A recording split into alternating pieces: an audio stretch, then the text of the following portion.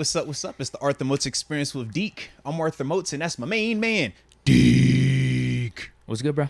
Man, I'm feeling great, baby. How you feeling, man? I'm excellent. Let's go, man. I'm Let's doing go. really good. Come on now. Good weekend. Good day today. It's Madden season. Let's go. Official drop of Madden. Let's go. Actually, it's a good thing and it's a bad thing. Oh, do tell. It's good because it's something new. Uh-huh. Obviously, when the fresh Madden drops, everyone's excited. Right.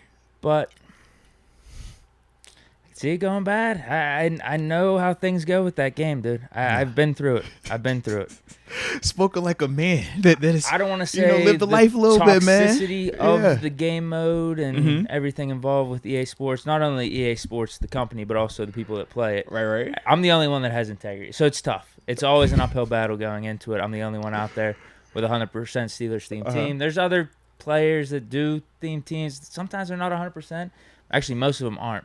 Because there's no integrity. Yeah, there's no integrity. They lose their integrity over something really minuscule too. It's sad, but no, yeah, I don't want to use toxic, all that because it's an overused word, but it's sometimes becomes a hellhole. I can understand, man. And right now I'm amped because it's new and everything. Yeah. I haven't started doing the user online games yet. Okay. And that's maybe when I'm gonna have a different tune. Ask me like next week. See how things are going. Good. Hey, but shout out to the fit, by the way, man. I I'm told loving you I was gonna come through the with this new sick pirate hat. Is killer. It's that pretty hat sick, is huh? filthy, bro. Pirate hat. I like that a lot, Little man. rope string here. I like that a lot. That's tough. And then shout out to the dark colors too with the flannel and the jeans. I'm like, yo, Deke, man. I copped a bunch of Carhartt bro, gear. I'm just over saying, the you last, look the week or part so. right now, bro. You're looking I the got part. some sick flannels and those little button downs. I need to upgrade my gear. It's been a while since I really bought anything new. You gotta treat yourself, man. If I you got don't a treat couple- yourself, who will? Yeah, I got a couple of those jerseys we've seen on there, Right. the Pro Bowl jerseys and just some rare ones. But I needed to do something a little bit more for me. I would agree with that. Some going out clothes, but these are good podcast clothes. Huh. Just anytime clothes, really. I low key think they're good dancing clothes too, man. I think they would look All right, great. we doing this now? I'm just saying. Post game, you were doing you did the Bleach Report thing. I had these space talk. Shout out to everybody that was there for that. But as soon as we hopped on, that's everybody was talking about. Yo, don't forget Deke, bro. Is Deke pulling Last up play of tonight? the game. Is he gonna pull up tonight to do the dance, or is he showing up on Monday to do the dance? And I'm like, bro, just give him some time. I could have done it on my own. I You feel know like what I'm that wouldn't have been right. It wouldn't have. It would have been right. You have to do it on the podcast. You know what I'm saying, man? So if do you need a beat? How does this thing go? You know what I'm saying? I've researched a little bit, So I am a little bit more aware of what it should at least. Okay. You know what I'm saying? Well, you saw Pickens do it.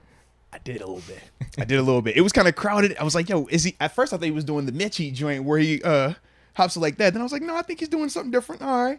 But yeah, man. So are you ready to? Yeah. I'm ready for it. All right. I might need to actually sing the chorus just to get myself on beat with it. You know what I mean? Well, go for it. I would sing, it's only but 3 I can't words sing. or 4 words, right? That's from what I heard. Yeah. It's right. pretty repetitive. I still have not listened to the full song. Okay, so I did not that's all I either, know. but I definitely I caught don't know the if that's part the of the verse, song. That's the chord. That's the catchiest part. I don't though. know. I think it's a bridge. Oh, it's the I bridge. don't even think it's like any like part of anything. It was just the bridge. It was like, oh, all right. Okay, we're gonna need to. But I move the definitely mic did not stand listen a to the little whole bit. thing, man. Yeah. All right, ready? What's so funny? I'm just thinking about how I've seen some of these now because I was like, yo, I need to at least know if you're gonna do the right one or not. You know what I mean? It's gonna be right. But yeah, I man. might have my own spin to it, but it's gonna be right. Ready? Let's go. Put that shit on. Let's go. Put that shit on. Hey.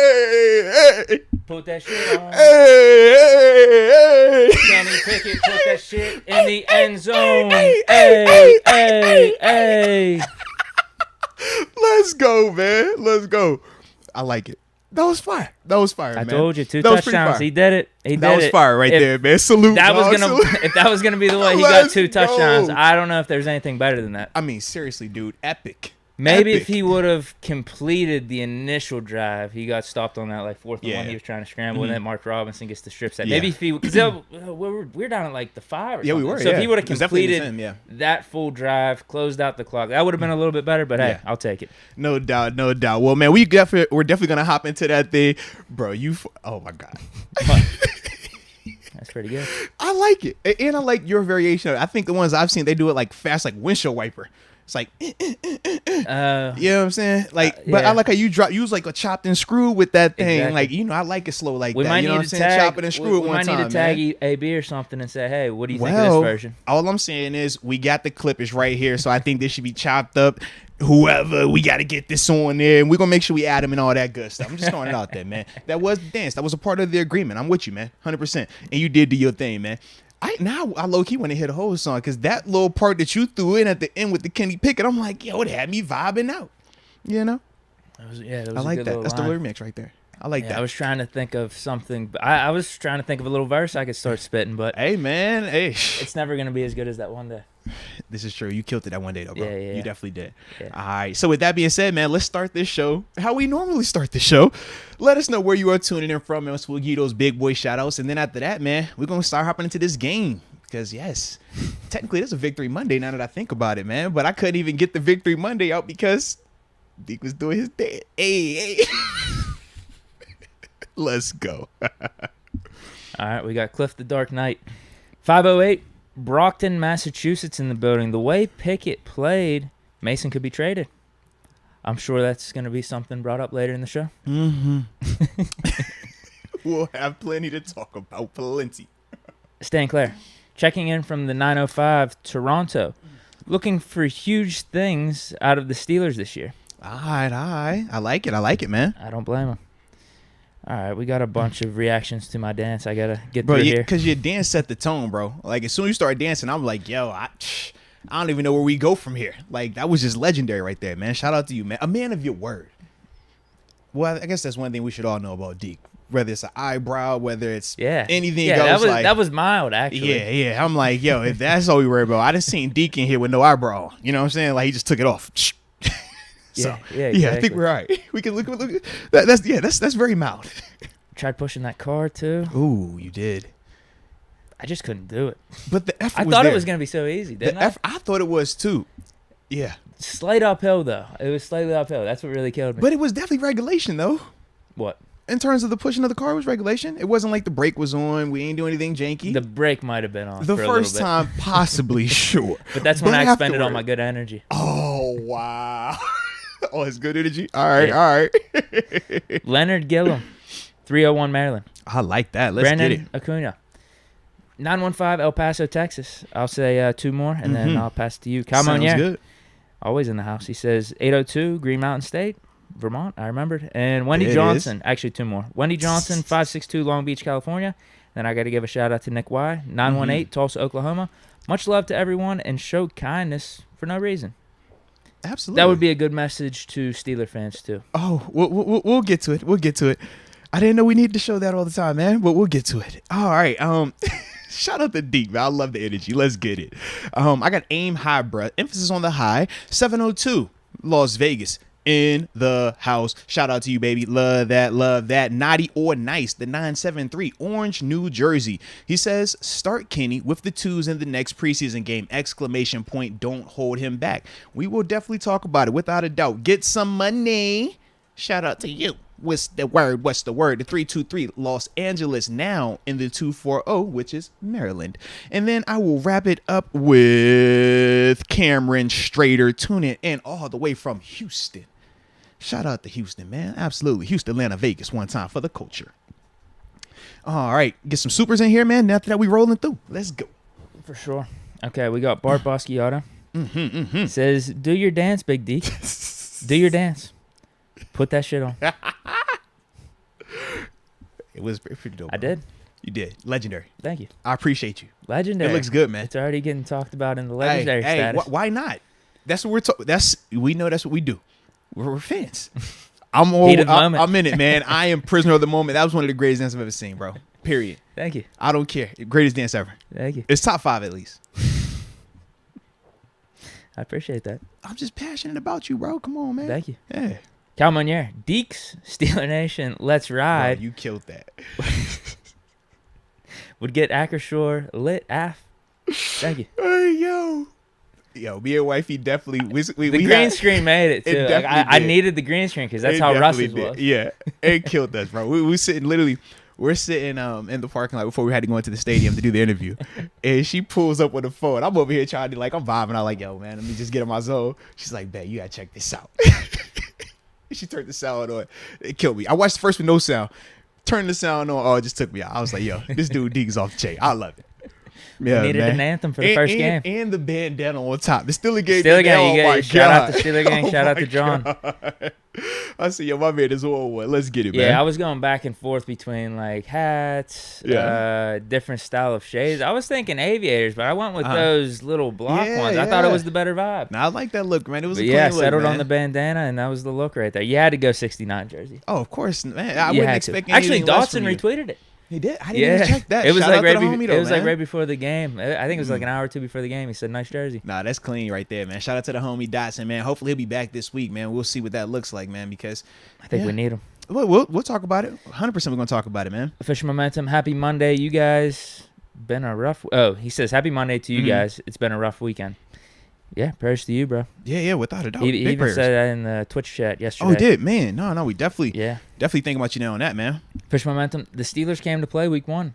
Here we come. Let's get it. Also says, Moats and Deke, Big Ben shouted out the quarterbacks. I did see that. He did?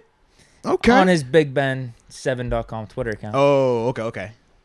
So hearsay. I guess he maybe sent an email to whoever's controlling that account. Like, hey, tweet this. That works. Maybe he gave him a call. All right. Anything that comes off that account, Ben is saying, yes, you get the green light for that, man. So shout out to 7, man. He's a man of the people. I just wish he would have said more. Oh, you do?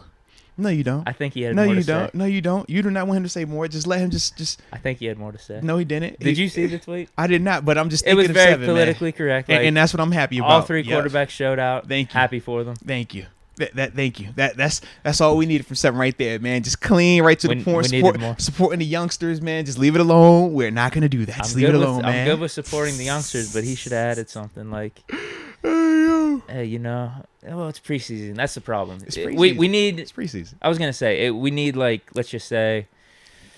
How do I want to explain this?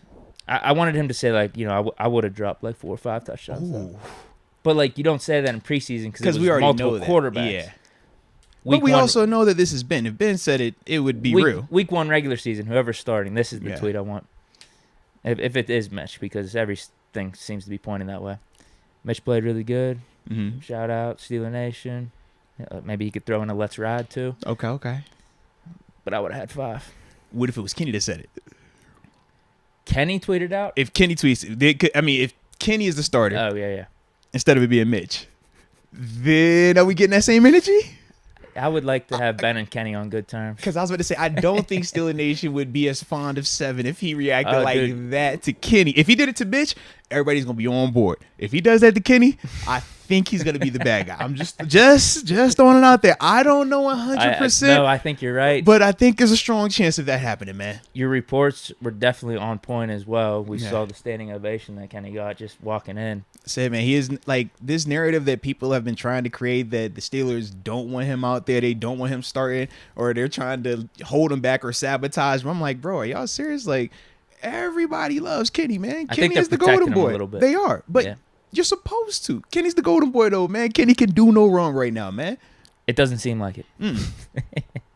All right, we got that was official momentum. Yeah, he said Big Ben shout out to QBs. Yeah. Bacon Cowboy, great to catch the show while packing for college. Oh, let's go, man. And salute you for college, man. I forgot. Where did he say he's going again? Bacon Cowboy. Let us know again where you're going to, man. Yeah, I don't remember off the top of my head. But no, man, that's dope, though, man. Absolutely. Fish momentum. We got the email saga. Says you check your inbox, Moats. Stay Slap House. That one. What's that? Oh, that's one of Ambition's songs where he's featured on. Oh, so it sounds like I checked the inbox. That's all I'm saying. I think you did. That's all I'm saying. Is it a good track? I like that. It was one of the ones that I checked out. It was one of the ones that I could remember. So I was like, I felt like that was pretty memorable, right? If I remembered enough Ambition of it. was featured on it. Yes, I forgot the main artist it was like some. It was like a D Dever or something like that. I'm gonna pull up see if I can pull it up real quick. Okay. Because it was like a weird name. It was I don't know if the artist was an indie artist or what. Yeah, but it's like DVBBER DVN. Dever down. I don't know what that word is. You know what I mean? It's a house version. Yeah, but So, and so it's just got that steady bass. right. So I'm a house dude. I like that type of music, man. So for me, man, it was like, that was pretty catchy for me, man. So yeah. So boom, yes, inbox check, man. I be on it, man. Every once in a while I have a little free time. Not a lot, but every once in a while. Would you like to see an Ambition collab with someone? With you? The way your bars when you're dancing? Heck yeah. I was thinking more along the lines of like house artists. Oh. Could you see him fitting in somewhere? A little Swedish House Mafia? Honestly, though, when you talk about house music, I mean, that is this whole little genre where those type of Benny collabs and Benassi, crossovers. Is he considered house? Fair enough, house enough. But you think about this, though, even like a guy like A$AP Rocky, he's been featured on house songs before with Skrillex. You know what I mean? Like, so it's like you can see, I mean, it's already been those type of like crossovers. I kind of prefer it just because I like the constant beat, the upbeatness, you know what I mean? Whereas like with some of like the regular like sounds to the original songs, we know it's like a different vibe to it. Whereas when you're in a house, listening to house music, it's like boom, you know what I mean? It's just a vibe. They could get some. I like the remix vibe, going. bro. Heck yeah, man. Where there's like a oldie song, I done heard them remix a Michael Jackson song in there, the house, and I'm like, yeah, all you gotta have is the BPMs, right? Come on, bro, that's it, man. So yeah, I'm down for that type of stuff, man. Fish Momentum says, I called 10 times Friday. Today is my story. Let's go, man. Let's go. We had them lines open. They was ringing, but for a fact, it was there was insane. a lot of people. It was a lot of people calling. 100% it was, man. Fish Momentum, just a quick reminder to all, says September 30th, Rivers Casino. It's got Ambition and Radio Tokyo. Hashtag PR. You heard that, man? He must be getting paid by Ambition. He has to get paid by Ambition. He just said hashtag PR. That's like what you have to. Is like, he his public relations when you're manager? an influencer, you have to post like it's an ad at times. You got to say hashtag ad. Okay. So I'm saying hashtag PR. Maybe that's his version of like, I'm clarifying that I have to say this because I am PR. Right. Either way, we support it, man. So it's all good. All right. Fish Momentum says Ambition, hashtag the Phoenix Project. Oh, okay. All right. He's got to drop this next one first. Okay. He also says hashtag Crazy Melodies Volume 2. I'm waiting for Crazy Melodies Volume 2 before the Phoenix Project. Come on. You're going to drop the third right before you drop the second one, man. He also says, Deke off them White Claws. Moats, your turn. You had them claws on you, man? No, not today. Oh, all right. No. I was actually weirdly sick this weekend. I think it had to do with that Cleveland weekend and all the alcohol consumption there and not eating that good. Like, my stomach was jacked up. Thursday, Friday, got hence. Saturday was the worst, actually. Serious? Saturday and Sunday. I called I remember Sunday on Sunday morning. we were supposed to link up. We were supposed to go golfing. Yeah. And then it might have been I might have been just dehydrated though as well, because then I started loading up on Gatorades and liquid IVs. They got those little powders you could throw in water. Right. It was pretty nice with electrolytes. Grabbed a Gator Light. I felt a lot better. Okay, and Pizza Hut, the greatest pizza of all time. Shout out to Pizza Hut, man. Can't go wrong with that. Fish Momentum says Steelers. Oh, imagine if anyone dared. What does that mean? I have hashtag be prepared. Dared what? I don't know, man. Are the Steelers daring to do something, or maybe they someone's daring you? I don't know. Are you daring them? I'm not daring anyone. Fish Momentum. Prayers to all on the chat. All love. Hashtag official. Let's go, man. Let's go. Stan Claire. Were they Mike's Hard you guzzled earlier, Deke? I don't know what he's referring to. Let's say, what you drinking? A Mike's Hard Lemonade? That's what he might be talking Nothing about. today. I did make a post a couple days ago. I got iced 3 times at the end of one of our NCAA football games. Okay. The Online Dynasty. So my rule is, I started this last year in Madden.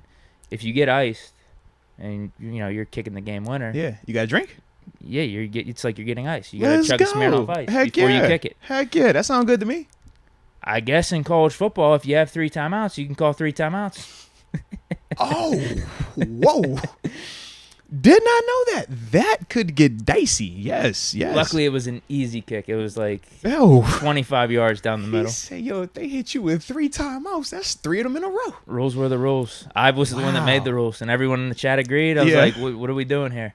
And it was the computer, too. It wasn't even like a user. Wow. Which made it crazy, dude. That is nuts. I had no clue about that. That's okay. So maybe that's what he's referring to. No, they were smearing off ices. Okay. So we're going to do a couple more of these supers, and after that, we'll take a break on them. So, because we got plenty we're going to talk about. Sure. So, heck yeah, man. The King Herc says nothing better than seeing Kenny's first game end with a come-from-behind touchdown drive to win it. 8 is great. Whoa. Says 8.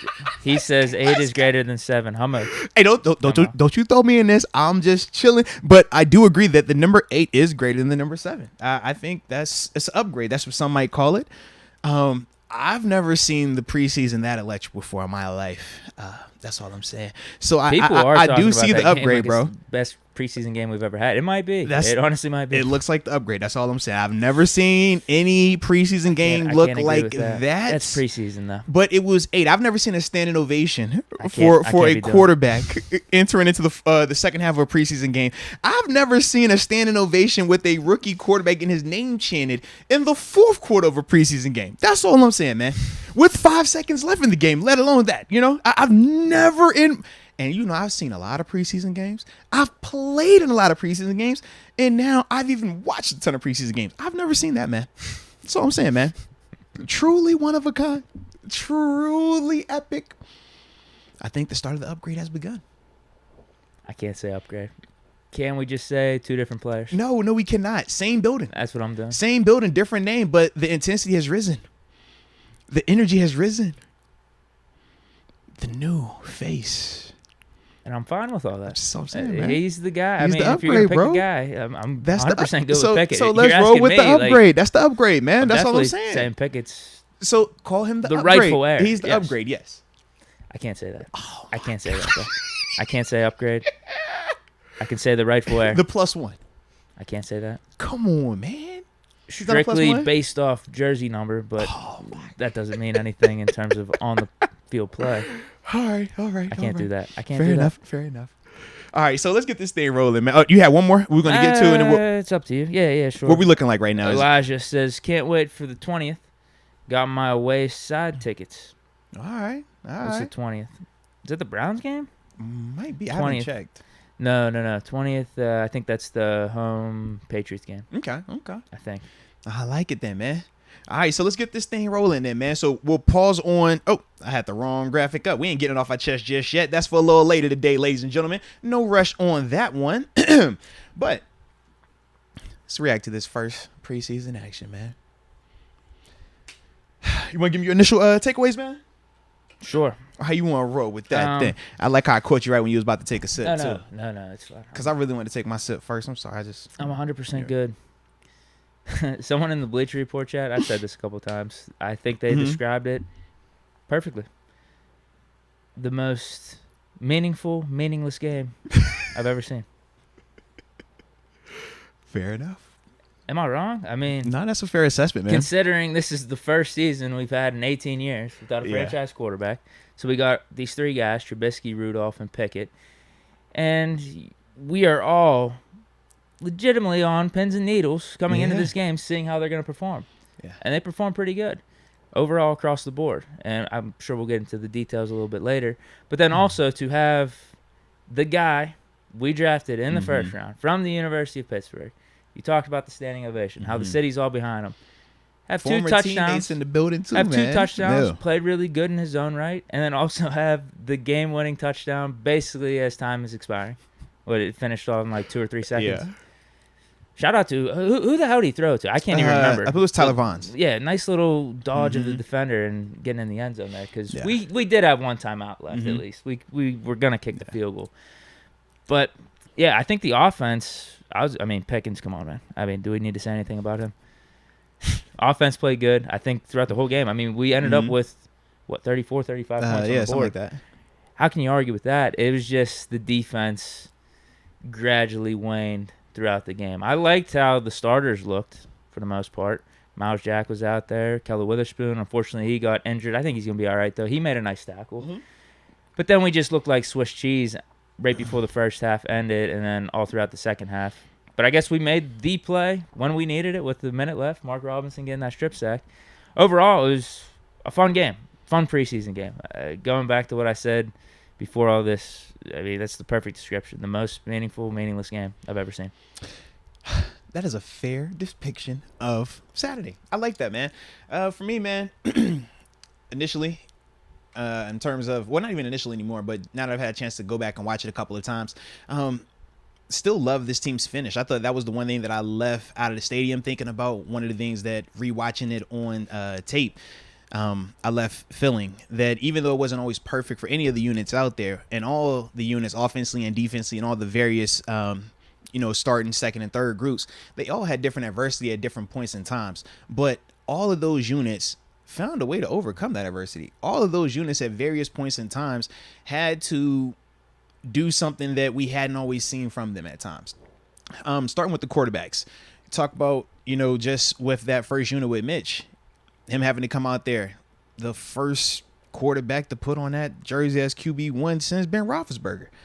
There's expectations with that. We know that, along with you not being the favorite, because Kenny Pickett, we know that's the fan favorite. So Mitch Trubisky and that offense handling that situation. Mason Rudolph, him having to come in, getting booed initially. Then the first play he's in, there's a strip sack. But what do you see him do? 2 plays later, he responds with the throw of the day, or the throw of the night, Dot. So it's like, man, you see him handle that adversity. Then when I think of Kenny Pickett, well, we talk about Kenny. He got a standing ovation as soon as he came in the game. They were booing the other quarterback in front of him. His teammates from college were in the end zone. Like, when you talk about the Kenny Pickett jerseys, I mean, dude, you might be seeing more of those than any other jerseys out there, because he's that loved. He's that. I think he's top 10 in jerseys legit across the league right Absolutely. now. So when you talk about everything that came with that part of it, to see him still be able to go out there and be focused and be able to lock in and not have the moment be too big for him. And he had some adversity as well, getting beat up a little bit with some of the rush that was happening. It was still just good to see that all 3 of those dudes were able to rise above. All 3 of those offensive units. When you talk about the protection up front, all 3 of those units had good plays and some really bad plays at times. We talk about the different receivers. Then we take it to the defensive side of the ball. I don't think that it was necessarily them getting carved up. I think it was a lot of, well, I'll change that. The last unit for a fact, like that last D-line unit, that was not a good unit right there. That was definitely getting. That's what we were seeing a lot in the third quarter. Yes, they were getting moved off the ball a lot. Really bad. Absolutely. But I did think that as a whole, though, with the defense, the communication just needs to be better. I thought as they got out of that first unit, communication started to break down, and you saw a lot of linebackers chasing. But we'll break that down also as we start diving into it and talking about these guys in particular. It was not always the person that you saw chasing. I'm just throwing that out there right now. I didn't think Bush played that bad. We're going to talk about it. I'm just because it's Devin Bush, Robert Spillane, Mark Robinson, and Buddy Johnson. Those are the ones that are kind of super under fire right now. And some of it is rightful. Other parts of it is kind of like, nah, when you go back and look at the tape, it is not, as what y'all trying to paint it to be and stuff like that. But that's why they come here, man, because we'll get a chance to talk about that. But excited to hear about it. Absolutely. But, man, that was like, my initial thoughts on it now that I've had a chance to kind of go back and rewatch it and digest it and stuff like that. So, with that being said, man, where you want to start first, man? Obviously, we're going to go quarterbacks, man. Yeah, you got to start quarterbacks. All right. I'm sorry. Right. You have to. I was hoping so, because I've been excited about these guys, and rightfully so. What do we want to do? Just go like player by player? Yeah, we'll do that then. Or because we know the hot people we got to talk about: quarterbacks, running backs, wide receivers, Kendrick Green, the offensive line. We'll talk some of these corners, Monty Casey, Trey Norwood. We'll talk some of them dudes, and then whoever else pops up in the chat, man, we'll obviously go from there, because I'm sure we'll have plenty of names that they'll want to hear about, wanting to have discussed and stuff like that. So and if anybody that pops up in your mind while we talking about this thing organically, that also. But starting with Mitch, I thought that he was really clean. Talk about his 2 drives out there. First drive, 3 minutes, 90 yards, touchdown. That's a heck of a way to open the preseason out, man. I thought that he did good just in terms of taking the throws that were there for him. He was patient with the offense. I thought he had command of the offense the whole time, and he just looked like QB1. He looked comfortable out there. He looked like a guy who's led a team before, who's been in the postseason before. He never appeared to be rattled. I really enjoyed his ability to get guys involved, like a Gunnar Olszewski, early in the game. I mean, getting a chance to talk to Gunnar doing OTAs, that was one of the things that he had talked to me about specifically, was saying that, hey, he knows what he can do as a return man, but this is the part of his game where he's really trying to evolve, trying to develop that aspect. And even though we see some of it in practice, it still isn't the same because it is practice. So it was good to see some of that carry over into the stadium. And then obviously, him being able to just take advantage of a blown coverage, finishing out that drive, getting a touchdown. Mm-hmm. But I thought that Mitch also, I like the fact that he got a chance to show off some of his speed and athletic ability. The miscommunication up front, and I'll talk about that in a second, in terms of that free rusher and stuff like that. It was good to see Mitch be able to sidestep, get up, and then, get out that pocket. Little Ben-esque. Absolutely. And then the one where the drive ends up stalling, it was the miscommunication between him and Gunnar Olszewski. Dude, he's driving, he's stepping up in the pocket, and he's leading Gunnar because he's expecting Gunnar to keep going. But it's early in the year. This is the preseason. You get that type of miscommunication. That was shown on that play. Also on the Mason near pick is miscommunication with him and Connor Hayward as well when you look at the all-22 copy and stuff like that. So for me, man, going back to Mitch, though, I thought that he really did good in terms of just helping himself stay in front. You knew whatever Kenny was going to do in that game, some of it, you're going to talk about it, and it's right. Some of it is also going to be, how do they say it, right? It's going to be bigger. It's kind of like that. Yeah, you know how it is. It's like that, the myth. It's like, hey, man, the longer it goes, it just gets bigger. You're like, bro, he did what? You would think he had like 500 yards, 7 touchdowns, and, walked off with who knows what as he was leaving the stadium. But that's just a part of it. But for Mitch, I thought that he did everything he needed to do in the time that he had. And for me, man, I just thought his performance was clean across the board. So I like that. Now, when it came to Mason, dude, the fact that he got booed like that for a preseason game, I'm still kind of shocked. I was like, dude, this is out of control, bro. Like, what are we doing here, man? That's absolutely atrocious. I'm just trying to figure out, like, dude's done nothing wrong. Like, seriously. Outside of just not being the quarterback you've expected him to be up to this point. And he played good. Again, he played good today. Bro, what? Or not today. I'm sorry, Saturday. 2 days ago. Yeah, but that was the part for me where I'm like, listen, I'm just like, bro, are they for real? It was just crazy, man. But we can't control how people react, and I understand that. I mean, if that's one of them situations, hopefully we all learn from it. But him having to handle that, and then the first play he's in there, Dan Moore getting beat, and it's a strip sack. I saw people even trying to put that on him. I'm like, bro, you can't say that was his fault either. Like, God, it definitely wasn't his fault, but I think there is just a theory going around. If Mason's in there, something's going to go wrong. Because you think back to last preseason game, or last preseason, the first game against the Cowboys, Mason, again, had a solid game, but he's in there, and that's when the whole fumble happens with the jet sweep. It's not Mason's fault, but it's just like, what can go wrong will go wrong. I've been calling it Mason's Law. Yeah, but the thing that I do like is this, though, man. Even after that, what does he do? A couple plays later, has the throw of the night, man. The 26-yard bomb to Pickens. I mean, it was crazy. This is how you know the hate for Mason is real. They were trying to not even talk about that throw. It's an unreal I'm like, throw. bro, that ball placement, man, that was like, that's Ben-esque. Like, if we're being real about it, he's the type of dude that makes those type of throws. We don't see Mason make that type of throw typically. He had like a Russell Wilson arc on it, Absolutely, man. And when we talk about Mason, the knock on him, even what I've told you throughout training camp in terms of how he's been playing well, and even when he started to not play so hot, the biggest knock was he doesn't want to take chances downfield with the ball as often as a Mitch or a Kenny would. And at times, he doesn't extend the play. He looks like he's rattled when that first or second read isn't there. But I thought in both in terms of those particular knocks on Mason, I thought that he showed in this game that he has grown. The 26-yard bomb, like I said, beautiful ball placement on that, taking a chance, putting it where only his receiver could get it. That wasn't a easy throw, man. That's big boy throw right there. I also thought that he did a good job of handling the O-line struggling in front of him. I understand this narrative of Mason being a statue, but you can look at a play where he has to maneuver out the pocket on the run, hit Gunnar Olszewski. I think it was like a 7 or 8 yard pass. I look at stuff like that and I'm like, that's not typical Mason. For those that say this is a typical Mason performance, I don't agree with that. I thought that Mason really, showed a lot more that he was capable of, things that we haven't really seen as consistently as we would have thought or hoped we would have when we drafted him. But I thought it was really good to see that from him.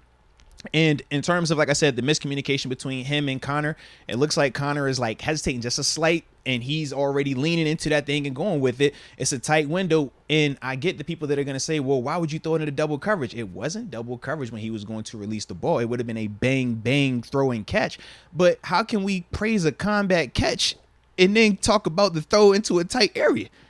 That's part of combat catching. He had another one that was borderline dropped on a slant route. Absolutely, it was red zone, to Miles Boykins. Absolutely, on the backside.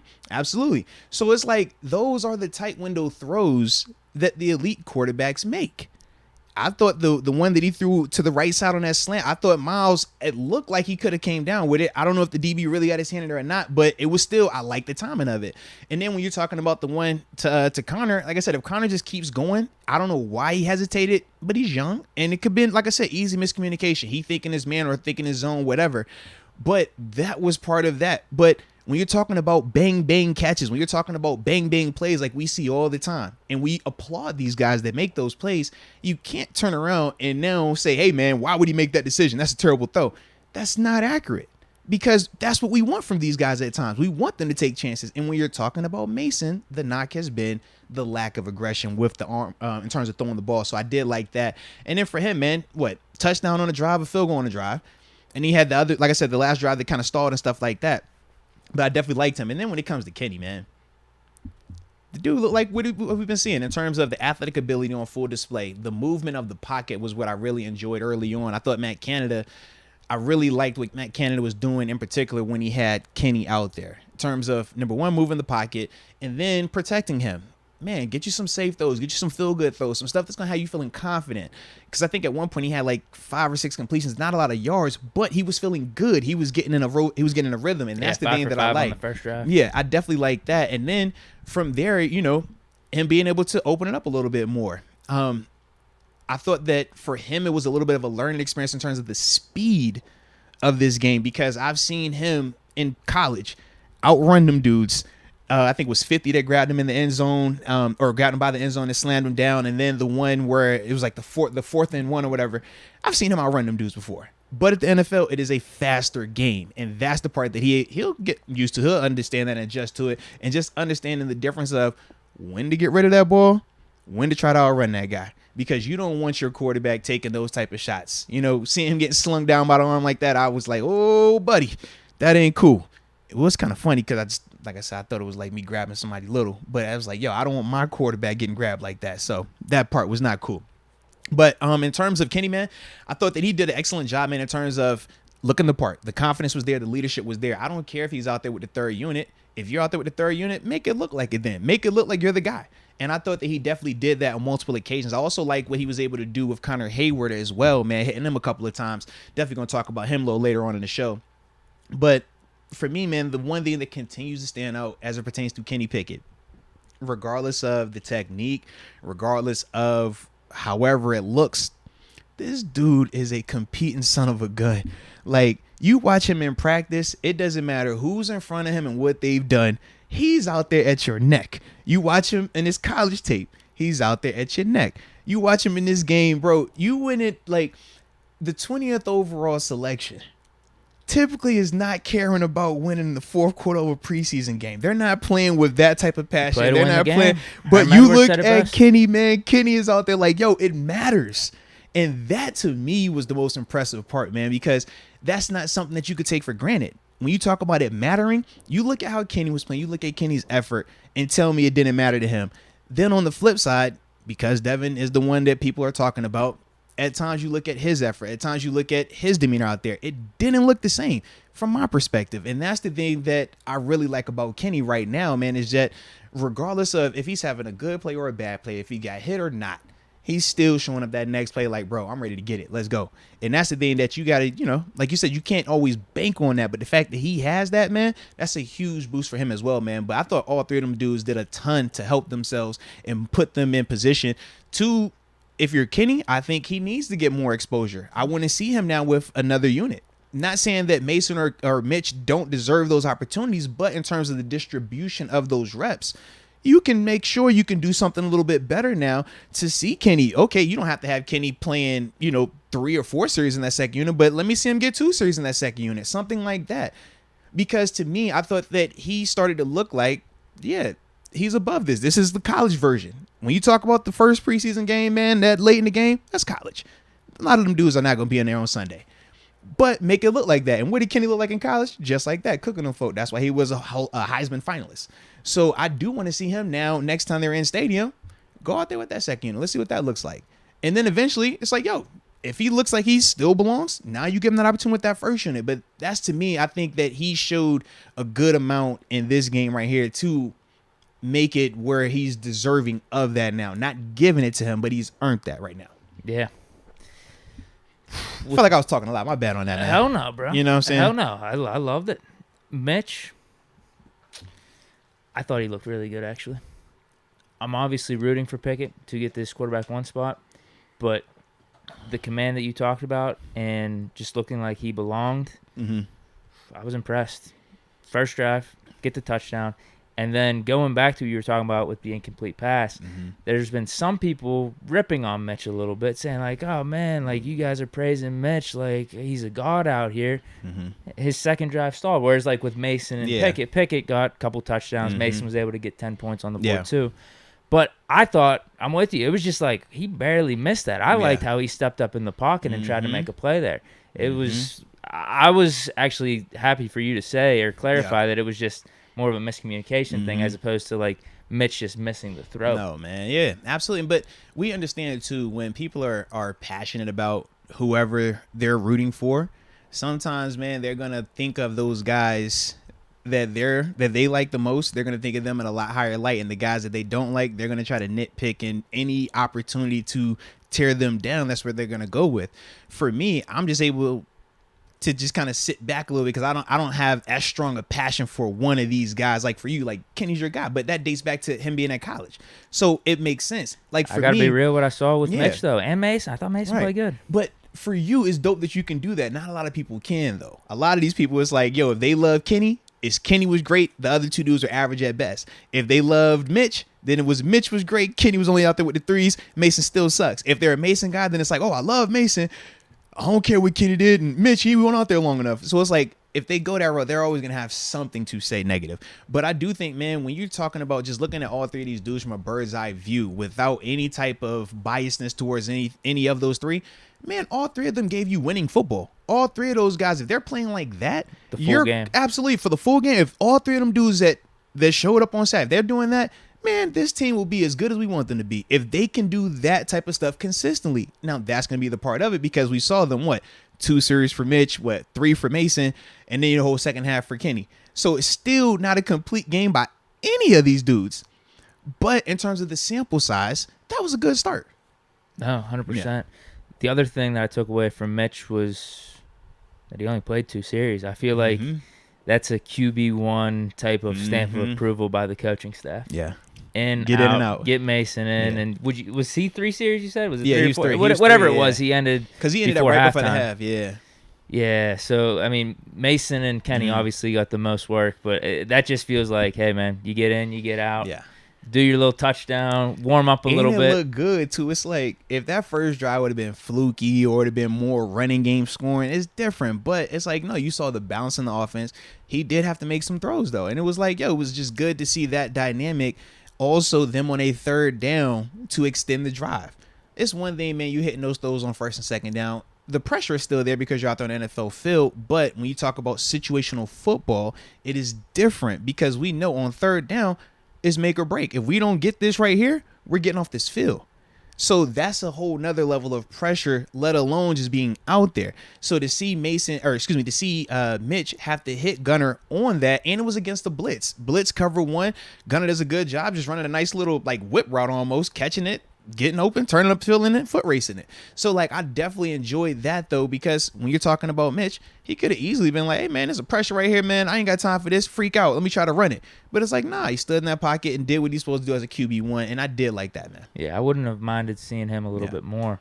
But that just goes to show I do think he still has the upper hand going forward. I mean, they did it in this game, and I don't think he did anything in it to make you think otherwise, that they're going to drop him down at all. Yeah. Because going into it, Mitch, it's your job to lose. That's what we've been hearing, and he didn't lose it in that performance.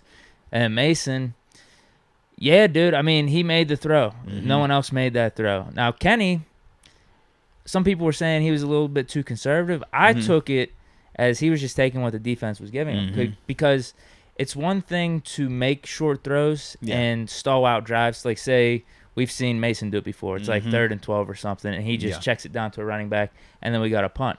I don't think there was any instance where Kenny did that. I would agree. He still made some throws outside the numbers, and we were constantly moving the sticks. I thought our stalls just happened to be on a sack, or both 2 sacks, actually. And then the other one was, I thought, a pretty bad play call, that 3rd and 1. Why not let Kenny drop back, use some of that mobility? Yeah. It was so obvious. We had 10 tight ends out there. Absolutely. Well, you remember, though, because we had ran that exact same set earlier in the game on the Anthony McFarland one, and that's, I think it was Connor Hayward. He made the good block on that, along with on the left side, I think it was Green and Dan Moore. They did a good job in terms of collapsing and then allowing him to bubble out that back, whereas on the Kenny Pickett one, it wasn't Connor. It was, oh my God, I'm drawing a blank on the tight end's name. It wasn't Raider. Sternberger. Yes, it was him. Yeah, he had a nice little catcher too. No, he played all right, but he had got beat across his face on that play, and that's what ends up happening on that. Yeah, it was one of them ones, man. But it's early in the year. Like, when you talk about the consistency element of it, none of them. Not in terms of, the blocking part of it, tight ends, O-line, even the running backs in some cases, just got to be way more consistent. I think that's the thing. Like, if they can get that part more consistent, I think that this offense could, just based on what we saw. Now, granted, it's a small sample size. I get that. But based on what we saw, if that O-line can become a little bit more consistent in pass pro, I think that they got the weapons in place, especially when they're healthy, based on what we're seeing from Pickens right now. Because even with Pickens, and we're definitely going to talk about what he did in this game because it's warranted 100%. Multiple things, actually. But with him, even before we know if he's elite or not, when you're talking about him being out there with the Deontay Johnson and the Chase Claypool in that context, even if he is not an elite top 5 receiver week 1 or week 4, you got to remember, he's not going to be getting the top corner out there. He's going to be facing these type of corners that he's been going against. And that's the other part, maybe even less, depending on how teams match up with him. At some point, he might, but that means Deontay and Claypool are going absolutely up against maybe some no-names. Yeah. So, to me, I'm like, even if I'm not ready to go full on, he's the best receiver in the league, it's like, man, I still know what this impact is going to be like just by him being out there as well, man. Seems so seamless with him. Mm-hmm. But I guess last thing with the quarterbacks, I liked how you also clarified the Mason miscommunication with Connor Hayward, because that stuff was floating around on Twitter a little bit. But I'm glad that you said, because I could at least trust you with that. The thing is this, man, in the preseason, miscommunication happens. Not the sack, but let's see, the Mitch Trubisky, like I said, when he had to get flushed out the pocket, literally on the miscommunication there, to me, is James Daniels. I think he reads it wrong. Chooks, he's the last man on the line of scrimmage. He sees the nickel corner coming in on a blitz.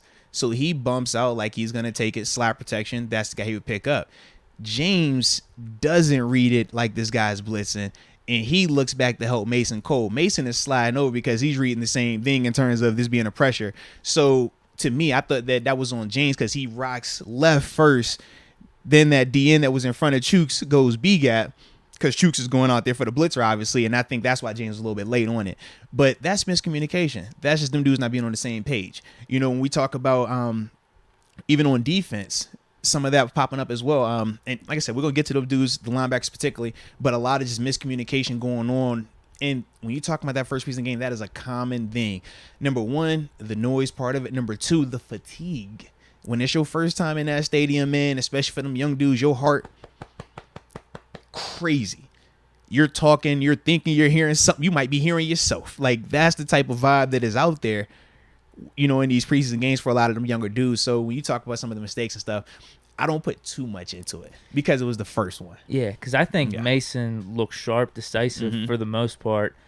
I was just bummed I saw that borderline interception. Then there was one or two passes that were incomplete around the line of scrimmage, just being like, dude, these look like bonehead plays. Like, what are you doing? Like, you're inaccurate on a dude that's like 3 yards in front of you. Yeah. So that's why if I had to do like a stock up down, now I don't know how you want to even just grade the performances in game. I'm sure everyone's got their take. I think all quarterbacks played really good across the board. I would agree. So I mean, if I'm leaning one, Pickett, he had the game-winning drive, he had the 2 touchdowns. I'll say that, but I see anyone making a case for any of these guys. Yeah. But in terms of just like stock up, stock down, I'd say Mitch stock up, Mason stock down, Kenny stock up. Okay. The only reason Mason stock down is because I feel like he's in a spot where he had to go above and beyond. Yes. Whereas like if it's equal and you're making it a conversation between like who had a better game or not, and he had this borderline pick. Now I know we talked about the miscommunication, but either way, some of those bonehead plays around the line of scrimmage. Absolutely. Like, bro, we needed perfection out of you. Yes. I would agree 100%. That is the knock right now in terms of how you grade these guys. I thought that Kenny definitely showed a lot. I know the context of it. You have to take that into account, for me at least, just because I know what that unit is out there, But he didn't have Pickens, though. That's the other thing. I don't even care about who he had out there on his side. I'm just saying in the simple sense of you're the 20th overall selection. You're going against guys that maybe even tomorrow they're not going to be in the NFL anymore because they're cutting down the rosters by 5 tomorrow. So it's like, man, you're going against guys like that. But my whole thing, and this is one of the Tunch Ilkins, man, shout out to him, man, RIP. But he says, man, if you're out there with the stiffs and you can't beat the stiffs, well, guess what that means? You are a stiff. So to me, seeing Kenny out there, it didn't matter who he's out there with. He needed to look like he was that guy, and he did. For Mitch, I thought Mitch, clean, efficient, in and out, boom. For Mason, yes, I thought that he had the throw of the night. The biggest issue was it wasn't enough wow. In terms of that throw was amazing. That was the wow that we were looking for. But when you're talking about, you know, how Kenny was able to finish and how we know that feeling. You don't think the coaches didn't feel that too? That's the other part of it. They felt that energy. They felt that excitement. Right. So they're not fools either. They didn't feel that when it was with Mason, even though Mason still did his thing. I mean, right? But that has to maybe even go into decisions. So when in terms of energy and what it brings to the stadium. And so the it's fans. like it was dope that Mason was able to overcome that adversity. But in terms of his overall, did he do enough where you're saying, hey, he's definitively better than Kenny Pickett? He did not. And that's the issue in terms of when you're talking about those two dudes as the preseason continues to narrow down, the regular season gets here. Mason can't be just good. He has to do the above and beyond because, unfortunately, the gift and the curse for him is the familiarity. He's been here multiple seasons, so there already is, you know, this bank of stuff that we've seen from him, good and bad, but he also has to overcome that. Whereas when you're talking about Mitch is the new guy. He just got paid this offseason. We're not tripping on him like that. Kenny, 20th overall draft pick. He's here. He's not tripping on him. Mason's the outlier. Mason in this situation has to figure out how to go above and beyond. So for him, man, bounce back week. And not even bounce back week in the sense of him having a bad game, but just in the sense you got to just do more. But he knew that going in. This isn't anything new. We're not saying anything that a lot of us haven't already spoken of, even during OTAs when we were talking about how Mason was still looking good. It's like, yo, he still has to make this definitive. If there's any debate, they're not rolling with him. That's just the reality of it.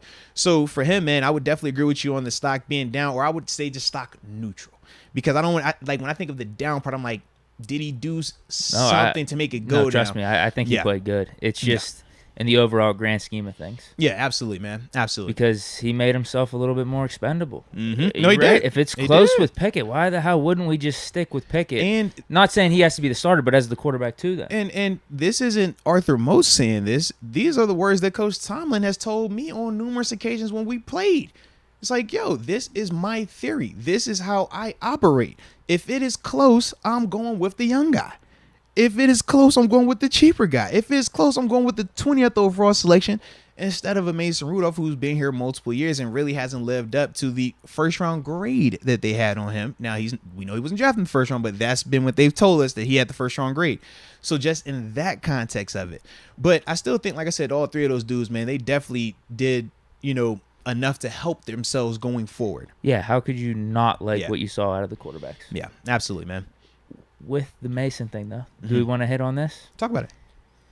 Anything to these potential trade rumors now? I don't even know if they're rumors, but just the thoughts of, all right, he's out there. He's playing good. We got Mitch in and out. Are we showcasing Mason for the league? Well, the thing is this. Mason, regardless of if he was going to be the starter here or not, he's showcasing for his NFL livelihood. You know, when you talk about bringing in Mitch Trubisky, drafting Kenny, we already knew what that was going to mean for Mason. But then, not only that, you draft Chris Oladukin in the 7th. People keep forgetting about that. He's still going to be around. So, with all of that, I don't think that, you know, anything was a surprise in a sense. You know, I think for Mason, he understands that he has to put his best foot forward, because if it's not here, he's going to try to get a starting spot or at least a QB2 spot somewhere else. So you can't get that opportunity playing bad football, because he wasn't here. He's not a first round draft pick where, you could sit on the bench, play bad for a couple of years, and they're still going to give you opportunity. That's not the case for him. So for him, he has to go out there and keep looking like that. And as long as he plays like how he did, it might not be good enough for us here. But if you watch some of his preseason ball, watch some of his quarterback play, I think Mason going to be all right. That's all I'm saying, man. Well, you're starting to hear some connections to the Rams, and I think that would make sense because their backup right now is that dude Wolford. You remember him? Wolford? Mm-hmm. And their quarterback coach is former Oklahoma State quarterback, Zach Robinson. So he could be a good little backup to Stafford out there. But then you're starting to see some injuries. Zach Wilson. Absolutely, man. meniscus, dude. 4 weeks? They said they're saying 2 to 4 weeks. Mm-hmm. I saw someone on Twitter say they think it's going to be longer. They're just being a little more optimistic. Well, the thing is, when you're talking about a scope, it is like they still have to cut you open. So the 2 to 4 week part, yeah, but you have to like the thing for me is this.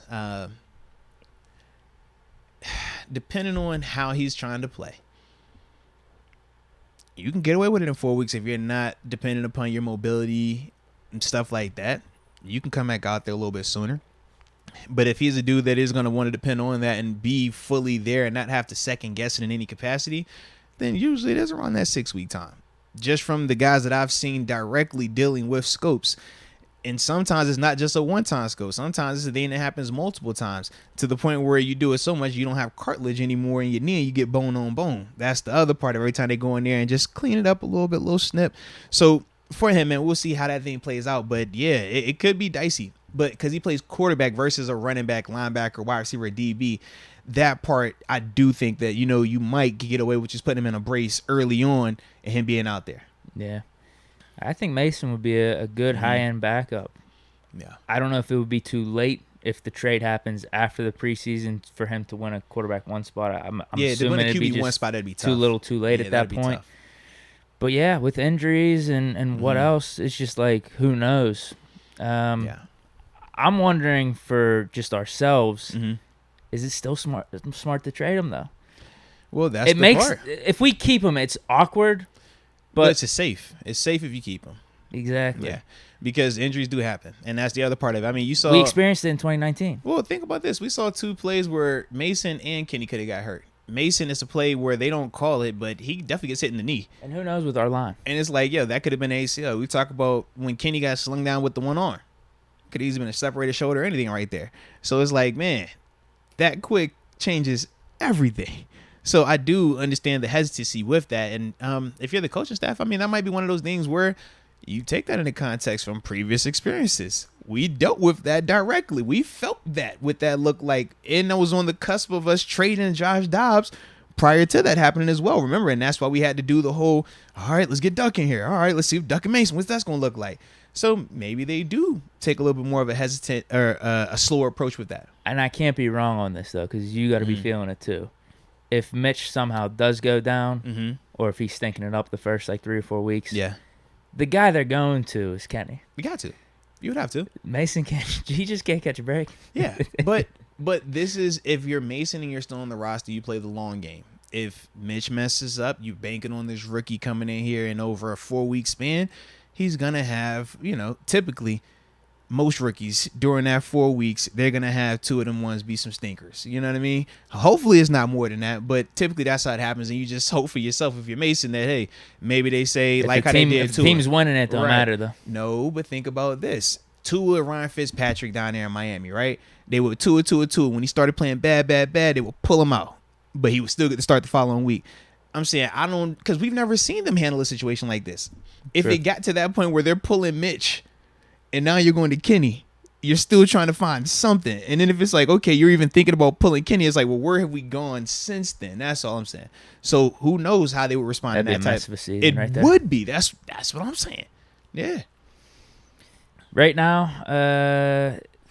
not on top of my mind, and it wasn't something really going in. I was still thinking, we could keep 3 quarterbacks. But then based off the performance, and it's not necessarily a knock on Mason because I think he played good. It was how Kenny and Mitch played. Just like, bro, if those 2 dudes are playing good, I think the whole trade talk might be more legit than I thought. Yeah. So it'll be interesting to see, though, how it continues to go forward, man.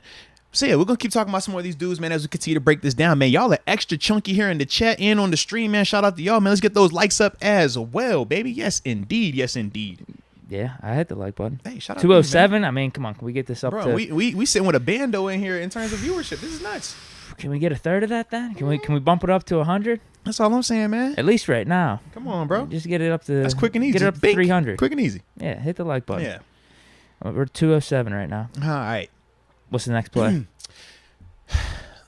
Want to go linebackers? Oh, yeah. After quarterbacks, it's dealer's choice. We can do whatever right now. All right. So I figure we'll go LBs, and after that, we'll hit them RBs and stuff like that and work our way down. Okay. All right. But yeah, in terms of the linebackers, I thought Miles Jack played really well. He did a lot of the stuff that Made him such a hot commodity in terms of us picking him up from Jacksonville this offseason. Love what he was doing in the run game. The 2-play sequence of him having a tackle for loss, and the play before that he had another tackle. Like, I just thought, man, just watching him work, he looked the part, man. Top 10 linebacker. He looked the part. We're gonna see. We'll see. You know, small sample size. Small sample size. Yeah, but once again, when you talk about a top 10 linebacker or even fringe top 10 linebacker, they still gonna make plays. They're gonna look dominant in preseason games, and at times he looked the part.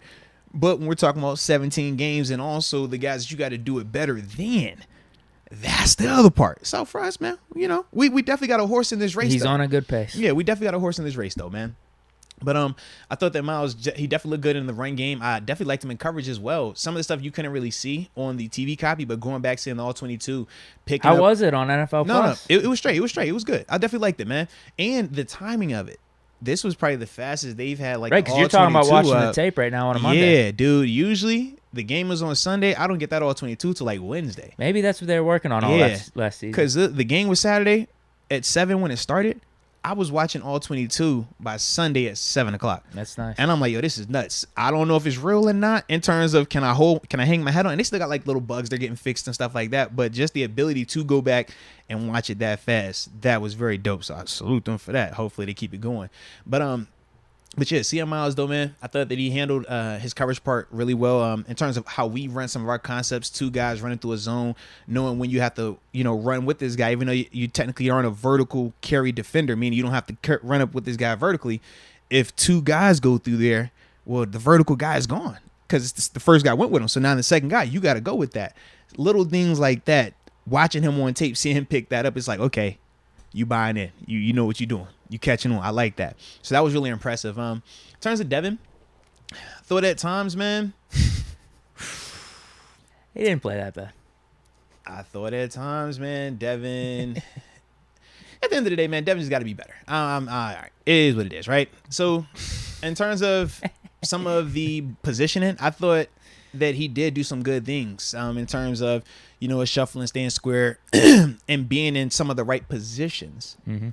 But at the end of the day, I don't care about your position. I want you to make plays.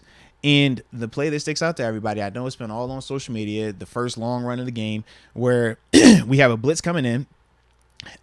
Devin plays it right in terms of flashes in the A. He sees the defender cross the face, rock back. That's your play to make, period.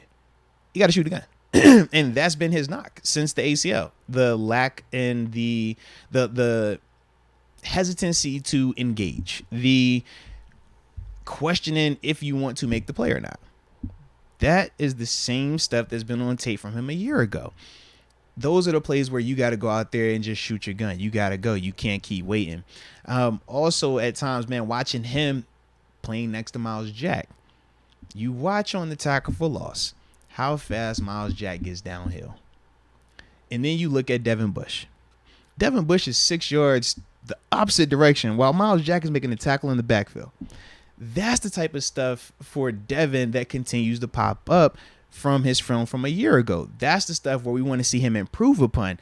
I thought in terms of, you know, his game, it's like, man, if I'm looking at him to shuffle and just be out there, that's one thing.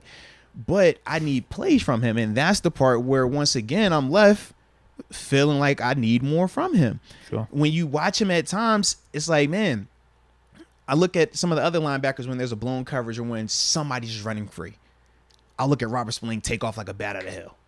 And it's like, Robert, I don't even know why you running over there. They're going to bash you. You're going to make the tackle, and they're going to say it's on you.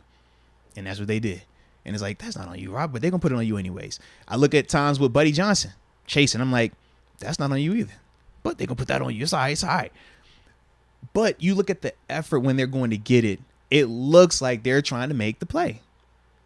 Show me with 5'5", when he's out there in some of those situations, it doesn't look the same. And that's the biggest knock on him for me.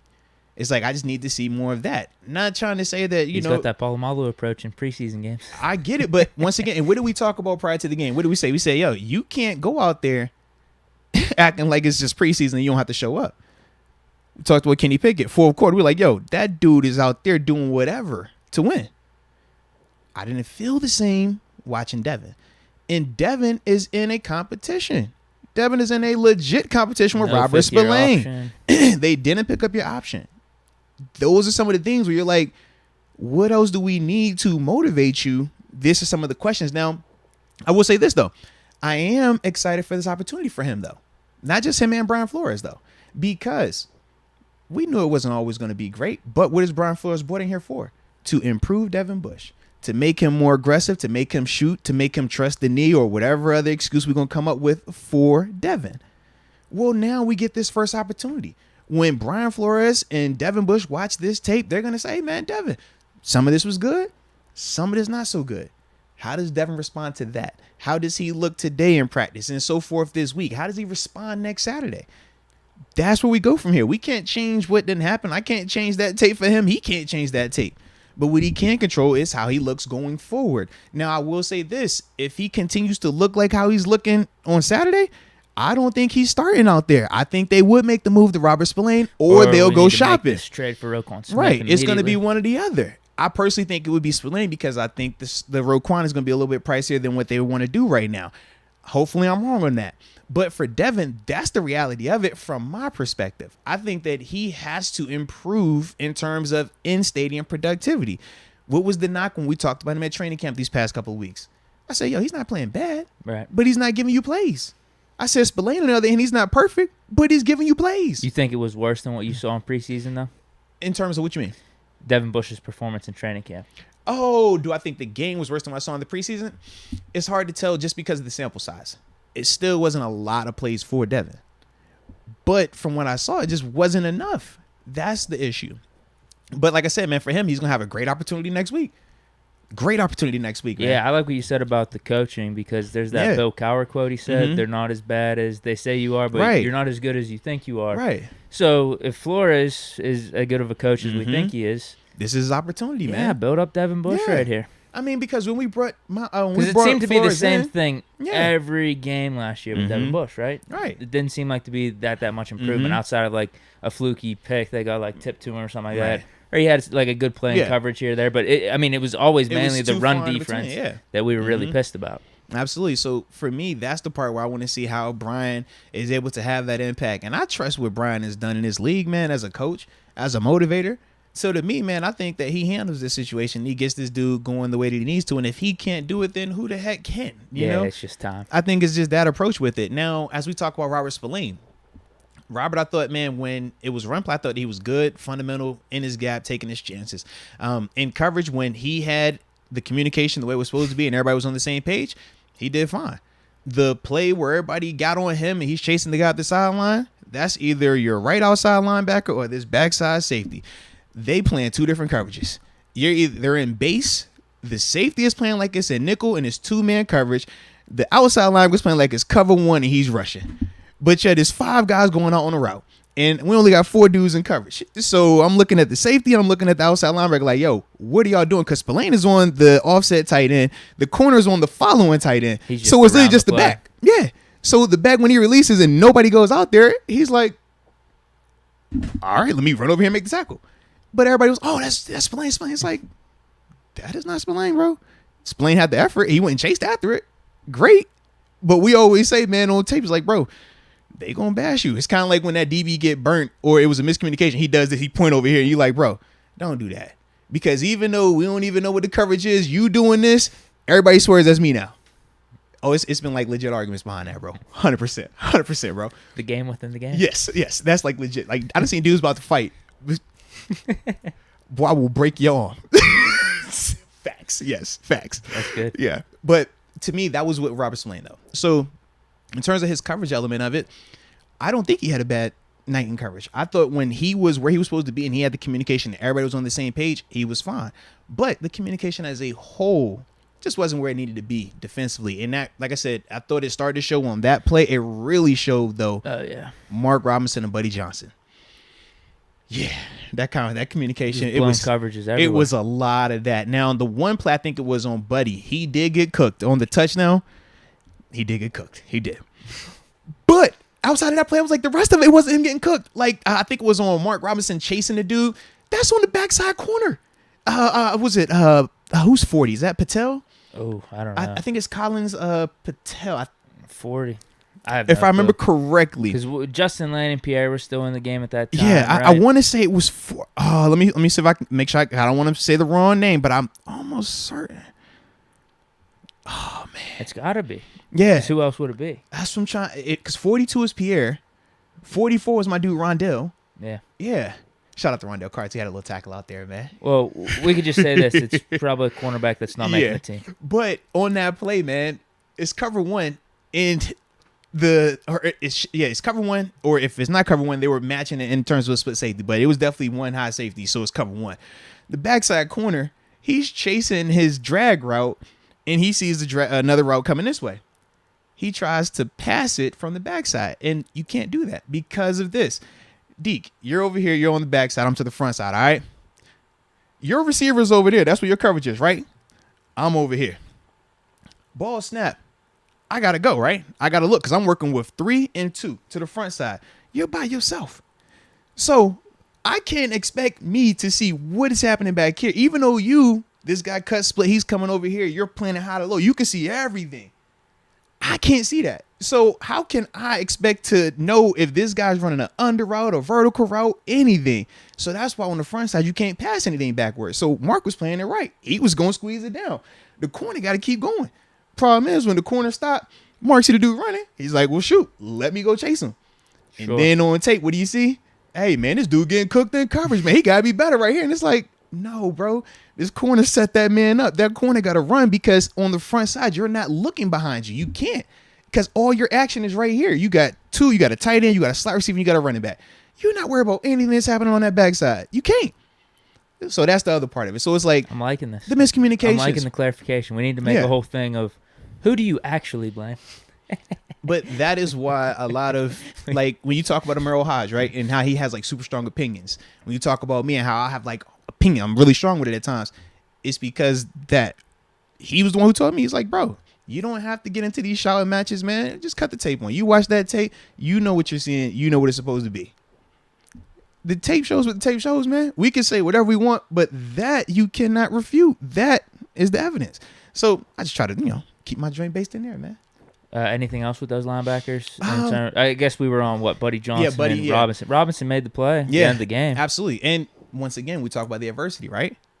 Both of them dudes were struggling at times. Both of them dudes were also tired at times. I know people were like, yo, they look slow out there. I felt that feeling before where I'm looking at them pre-snap and on TV, y'all don't see it. I'm looking at their stomachs. They's breathing hard because that first game. And it's a difference. So at times I'm looking at them like, bro, you standing in mud right now. But it's because they're tired. Yeah. So when they are tired in that first piece of the game, some of that stuff, they're going to look a little heavy-footed. It's like, bro, get out the mud. Get out the mud.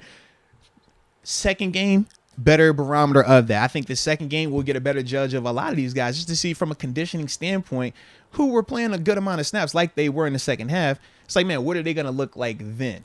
But out there, man, they definitely started to get a little winded. Am I an idiot? What's up? But was Marcus Allen even out there? I don't think he was out there. No, right? he didn't dress. He's actually been out for like the past week, bro. He got to hurry up and get back. Yeah, Benny Snell's another one. That's what I was gonna say. Yeah, Benny Snell's Benny Snell. He didn't practice today either. From what I've heard, Benny and Calvin Austin were not in pads. They were in pads today, but those two dudes in particular were not in pads. Yeah, because the linebacker room is pretty deep right now, and like I said, I didn't remember seeing Marcus Allen out there at all. So.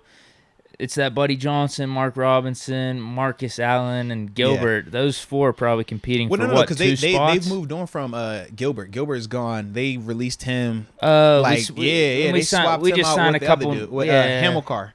I think we just signed a dude today, too. Yeah, we did, because we released Tazar Skipper right before we came on. Really? Yeah, because I think he got hurt in some capacity. I didn't see it in the game, but apparently he was hurt, so they injury waived him. Yeah. Well, and like I said, the team will cut down to 5. They'll cut down 5 players, or cut down by 5 players by tomorrow. I think it's at 4 p.m. They'll go down from 90 men to 85, just part of their progression to that 53-man roster. So, yeah. Yeah, but with Marcus, man, I don't know. When I was out there at practice, I know he had the big sleeve on. I don't know if it's hammy or knee. but he's definitely been wearing like this long leg sleeve from like his thigh, about mid thigh, all the way down to his ankle. And I know typically from my experience when we wore that, that's knee or you're dealing with some type of inflammation and you're just trying to get that blood flow to help with that swelling and stuff like that. I don't know 100% what's going on, but like I said, man, just from my personal experiences when I've worn the sleeves that I was seeing him in, it was that type of stuff. So we'll obviously monitor it, man, if we get some information. Yeah, because he's a big athlete, bro. You know, and when you talk about what he's been able to do, we knew he could, you know, be a rangy guy from his former safety background, but the bulking in terms of his body, that was the part where we were excited because now it was going to be another year removed for him being more comfortable in that bigger frame. So, you know, it's kind of disheartening that he hasn't been able to really put it on display, but that's also part of this game. When you talk about why I'm always like hesitant to crown dudes, it's not always the talent part. Availability is real as well, man. Dudes, like, it's hard to last in this league. It's hard to stay healthy in this league. It is literally a 100% injury rate if you play football. You're going to get hurt in some capacity. It's just how hurt are you going to get, you know? So with that, man, all that kind of goes into it. And for Marcus, he got to get healthy, you know? And obviously with Ulysses Gilbert, he's another dude that was like that, man. I'll see what they're doing with him. I know whenever you get... They might pick him back up. Yeah, because that's the thing. It's like, depending on when they release him, depending on how they classify it, if they put him on IR now, if I remember correctly, he won't be available during the season. If they did a settlement, he could potentially come back once he's healthy. So just depending on whatever, I guess I don't have to look into it to see the specific designation they did when they released him, but that will determine if he could return or not and stuff like that. Okay. Yeah. What do we want to hit next? Oh, man. What's up with these? Let's go running backs, and then we'll go running backs, pay a bill, then we'll hit the receivers because we know the receivers are going to be a talk. Like, we got to talk George. You know that. So I figured, like, what's there to say anymore? But I also, it's like all those receivers, like I was enjoying what we were seeing. Gunner did. You know what I'm saying? So it's like I was enjoying that, but I want to wait for them. Sure. Let's hit these RBs. Is that the grand finale? Something like that. And then we'll open the phone lines up at the end of this thing. You know what I'm saying? But yeah. Because I'm having fun with this thing, man. This has been a while before we've had a show where we actually get to break down, like, what happened. Like, I was smiling so hard all day yesterday as I'm watching film. My wife is looking at me like, yo, what is wrong with you? I'm like, babe, I'm on cloud 9 right now. I don't think you understand.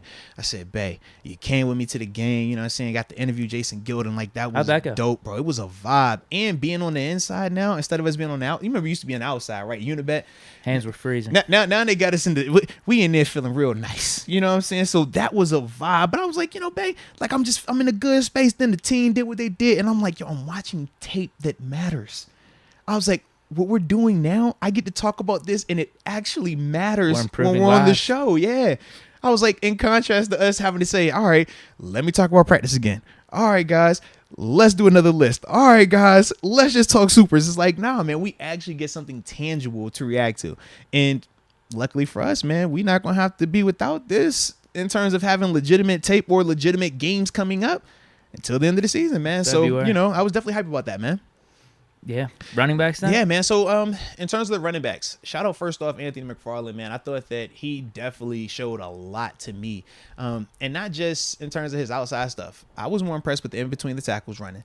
Because when you talk about Alvin Kamara and a Christian McCaffrey, that's what separates those smaller speed guys from just third down backs.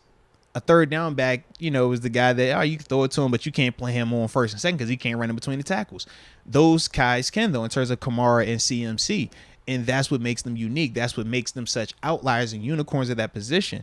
Man, what McFarland was doing at times on Saturday, I'm like, bro, if you can do that type of stuff consistently, we know what you can do in terms of catching in the speed element. But I was really impressed by that from him. So, like I said, I definitely like what he did. I thought that it was probably one of his better performances as a Steeler thus far in terms of just the consistency, not looking out of control. Like, we went through that phase as well before with him.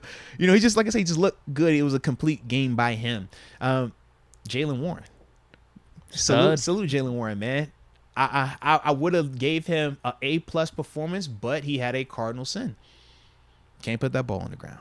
He was doing that at camp a little bit too. Absolutely. And that's what we talked when we said when he got into the doghouse, we said, yo, he's been putting together a great camp, but he started to have some ball security issues.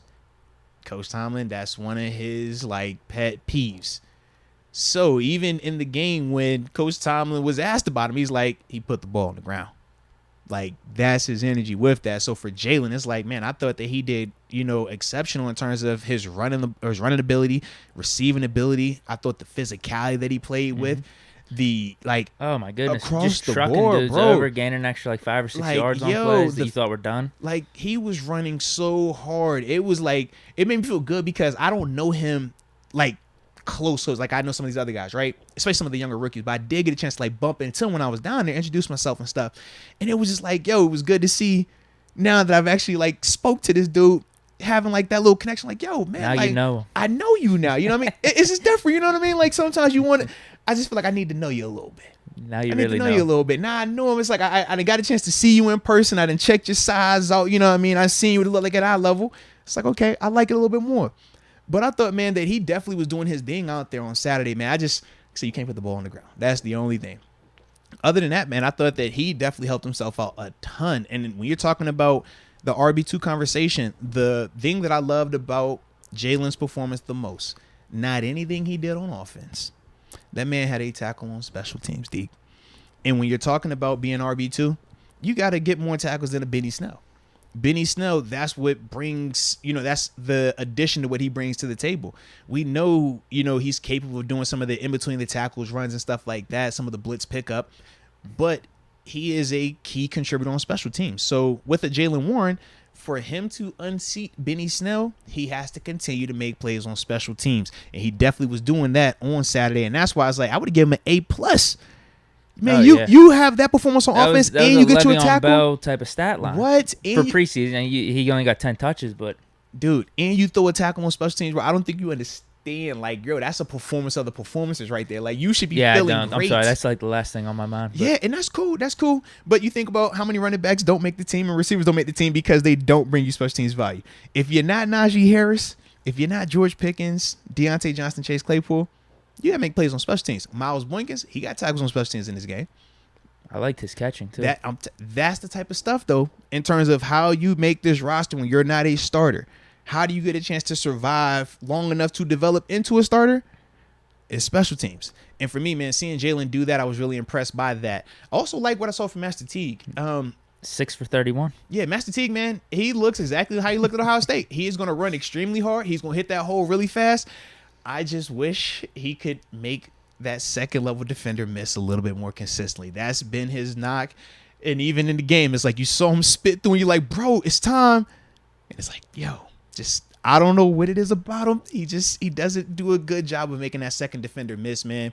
And in terms of trying to just create those explosive runs that I think he's really capable of. But I definitely loved his physicality. I thought that he played really hard, man, especially for him. You think he's a late addition to this roster also. He wasn't here during OTAs and minicamp. We picked him up in training camp. But the last dude, though, in that backfield that I wasn't too fond of, it's Mateo, man. Durant. The blitz pickup, bro. You got to be better in terms of backs on backers. That's the play when Kenny got demolished, slammed down and stuff like that. That's on him.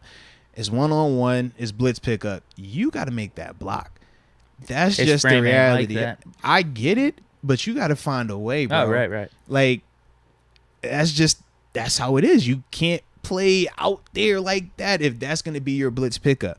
That's why we talk about it the way that we do here in Pittsburgh. We weaponize it because we know, okay, man, beating 5 offensive linemen, dude, even TJ Watt, he doesn't get a sack every single play. That's very difficult to do. But if you can get that LB and you say, oh, this is the matchup right here on this running back, Vince Williams, we weaponize. I tell you, we will beat the drum. Just keep calling it. Until this dude can block, keep calling it. So if I'm an opposing defense, anytime I see Mateo out there, what am I thinking right now? Shoot, last time he tried to blitz pass protect, we saw what that looked like. I got to see if he fixed it. Oh, he had it on that one? Let's see if he can do it again here. And that's how they attack that at the NFL level. Now, he's not going to see it in the preseason because they're not game planning like that in the preseason. But that is something that he has to improve upon. The fumble from Jalen is very significant, but that lack of blitz pickup also was really bad because it wasn't an assignment thing. If it was he overran it or he just didn't know, that's sorry. You get away with it. It's like, bro, it wasn't no confusion right there. You knew that's who you had. You got to make that block, bro. Yeah. The Warren fumble should be an easy fix, whereas you're right with the blocking. I don't know if it's that easy. Durant doesn't really have that type of frame. That's what I'm saying, bro. And it's also a mentality like it's gonna hurt. I know it's gonna hurt because usually we're the guys delivering that blow, and we're trying to like we either trying to make you look silly or we trying to hurt you. You know, that's the rules. You beat him or hurt him. You running through that dude, like not in the physical sense. Oh, let me take his knee out, but like when I hit you, I want you to feel all 200 and whatever is coming down on you, and you gonna think about that next time. Like that's a part of the game, man. So for Mateo, it's like, bro, you got to improve that. Now, Coach Tomlin, man, trust me, I know Coach T, man. He's gonna highlight this dude. He gonna highlight that play. He might talk greasy about him in that team meeting room to everybody else too. But whenever that next back on backers is, that's gonna be the guy that he's highlighting. That's gonna be the guy that he wants to see. Have you corrected this? Will you ever bring up contract with that stuff? What you mean? Hey, we gave you the most money for an undrafted free agent rookie. You're doing this out here. Will you ever do that? Bring up the cash? Now, most of the time, from my experience, I haven't seen Coach Tomlin bring up the money part. We paid for this? Yeah, because you got to also think, man, like, for what he gave him, even though it's the most, for most of the dudes in it, they could be like, bro, we ain't tripping on that. Yeah. Probably could if it was like TJ Watt. Right. If it was TJ. That would actually be kind of funny because TJ is going to come back the next game or something like that. Yeah, but tell you also, man, it might like hurt him. You know what I mean? So, sure. yeah. It might be it's down a fine bad. balance. Yeah. Dude, I wanted to go back to McFarland real quick. Yeah, let's talk about it, man. Dude, how about that comparison though? Remember whenever we drafted him? You seeing that Camaro? Listen, as soon as I wrote it in my notes on Saturday, I thought of you. I told you about Camaro once we drafted McFarland. I said, watch Deke try to pull this, and he's gonna you're the one that justify brought it it up. because of this. You brought it up. This is a very, very small sample size. I am not saying that that's who Anthony McFarland is. He could be. But in terms of if there's a resemblance, it's kind of like when they're like, The yo, framework's there. when they're like, yo, you kind of look like Seven. It's like, you don't look like exact, but you got the resemblance. I'm sure when they put you side by side, it's like, that ain't Seven, that's Deke, and that's Seven. But it's a resemblance. It's kind of like that. It was like, you know what? It's loosely based upon, you know? Yeah. They used him for reference. I can't stand you, bro. But nah, dude. McFarland, if he could keep doing that. How about his trajectory with the Steelers, though? We wanted him so bad his rookie year to be playing because we're like, oh, man, he brings a dynamicism that, like, James Conner doesn't have, nor Benny Snell. Speed, yep. We need to get him the ball more. And he did, like, once or twice early on in that season. We gave him, like, 7 or 8 carries. Yeah. Ended up with, like, 40, 50 yards. But then the whole roadrunner stuff started to happen where it's like he's running, like, straight into dudes and falling over himself. We're like, all right, this dude can't see the field anymore. Yeah. And then last year, he's just an enigma. We just don't see him anymore because he's hurt. Now he's back. Yeah, so we shall see, but I am not calling him Kamara. I'm not throwing that out there right now. I think you're right. You bulk up a little bit. You could run between the tackles. You could be more than a one-trick pony. No, seriously, and honestly, as a defender, those are the guys that scare you. And if he's doing it right, he can run smooth. Absolutely. Like Kamara. Those are the guys that scare you, though, because you know they have that threat to hit, to hit a home run. They got that threat to hit it in the A-gap and go 60 out there, and it's a foot race. And you don't have those guys that can match him. You also know that, hey, if he's out there and you're thinking big personnel because he can run that ball A-gap, B-gap, and now we open up this formation and say, hey, man, you go out there, now we're going to isolate this dude, empty on it. Like, that's the other part where now you got big personnel groupings out there versus, athletes. And that's what Anthony McFarland could also bring to the table in that capacity. So, to me, man, this was a great, great start for him. I just want to see, can he continue that? Because it looked good, but once again, it was one game, small sample size. And for the running backs that were out there, he kind of had the Mitch Trubisky treatment. Yeah, I know. Yeah, we weren't playing Najee. Snell's hurt. But for him to just get in and out like that, like, hey, all right, we believe in you. No, we don't need to see anymore. Yeah, that's got to be a good sign for him at least. No, it definitely was, man. Like I said, I was really impressed with what he's been doing, though, man. And you think he's got a roster spot locked then? It's more between Jalen and Snell? To me personally, yes, because remember, he's the outlier. He has a defining characteristic that no other running back has right now that we trust, at least. Najee can't run the way that Anthony does in terms of that speed, that receiving ability. Benny can't do that. Jalen he flashed some of it, but even Jalen isn't going to be able to do it to the same extent of Anthony McFarland. That's why we took him when we took him. We were so excited about him. So if Anthony is tapping into that, I do think that he kind of separates himself because he's unique. Not necessarily saying that he's a better player than these other guys. He's just different in terms of his skill set. So now when you're talking Benny Snell and Jaylen Warren, man, they are both similar in their approach to the game, in their style of play. So it's like if y'all are both the same, well, now I'm just trying to see who's the better player, who's the more productive player. Benny has more cachet because he's been here longer. We know what he's done on special teams. He's obviously had some opportunities on offense in regular season where we feel a little we could trust him at times. Yeah, good performances. Whereas with Jalen's the new guy, but Jalen is doing some stuff that is making it exciting and making us start to look at Benny and say, hey, man, I don't know right now. This dude is starting to heat up a little bit. If he does this again on this Saturday, are we looking at Benny a little bit differently coming to that third game if he still hasn't played? I think so. And that's the part for Benny where it's like, yo, you got to get back healthy. Now, sometimes you can't handle. You can't dictate or determine when you're going to be healthy and all that, and I get that. But whenever he is healthy, he has to understand the urgency that he's going to need to play with because of what Jalen was able to do on Saturday in stadium. And Coach Tomlin will say this, I've talked about this, but what you do in the game matters way more than what you do in practice. You can have all the great plays you want in practice. You can look fast, elusive, and all this other stuff in practice, but it's still practice. So it's gonna always be, tapered down in terms of how much we respect that. Whereas what you do in a game, it hits different. Now, a preseason game is gonna hit to a certain level, but then a regular season game is gonna hit way more than a preseason game. A playoff game hits more than a regular season game, and so forth and so forth. So that's the context, that we're all trying to understand with this thing. But for Benny, I think he's feeling that urgency. I think he understands what Jalen did out there.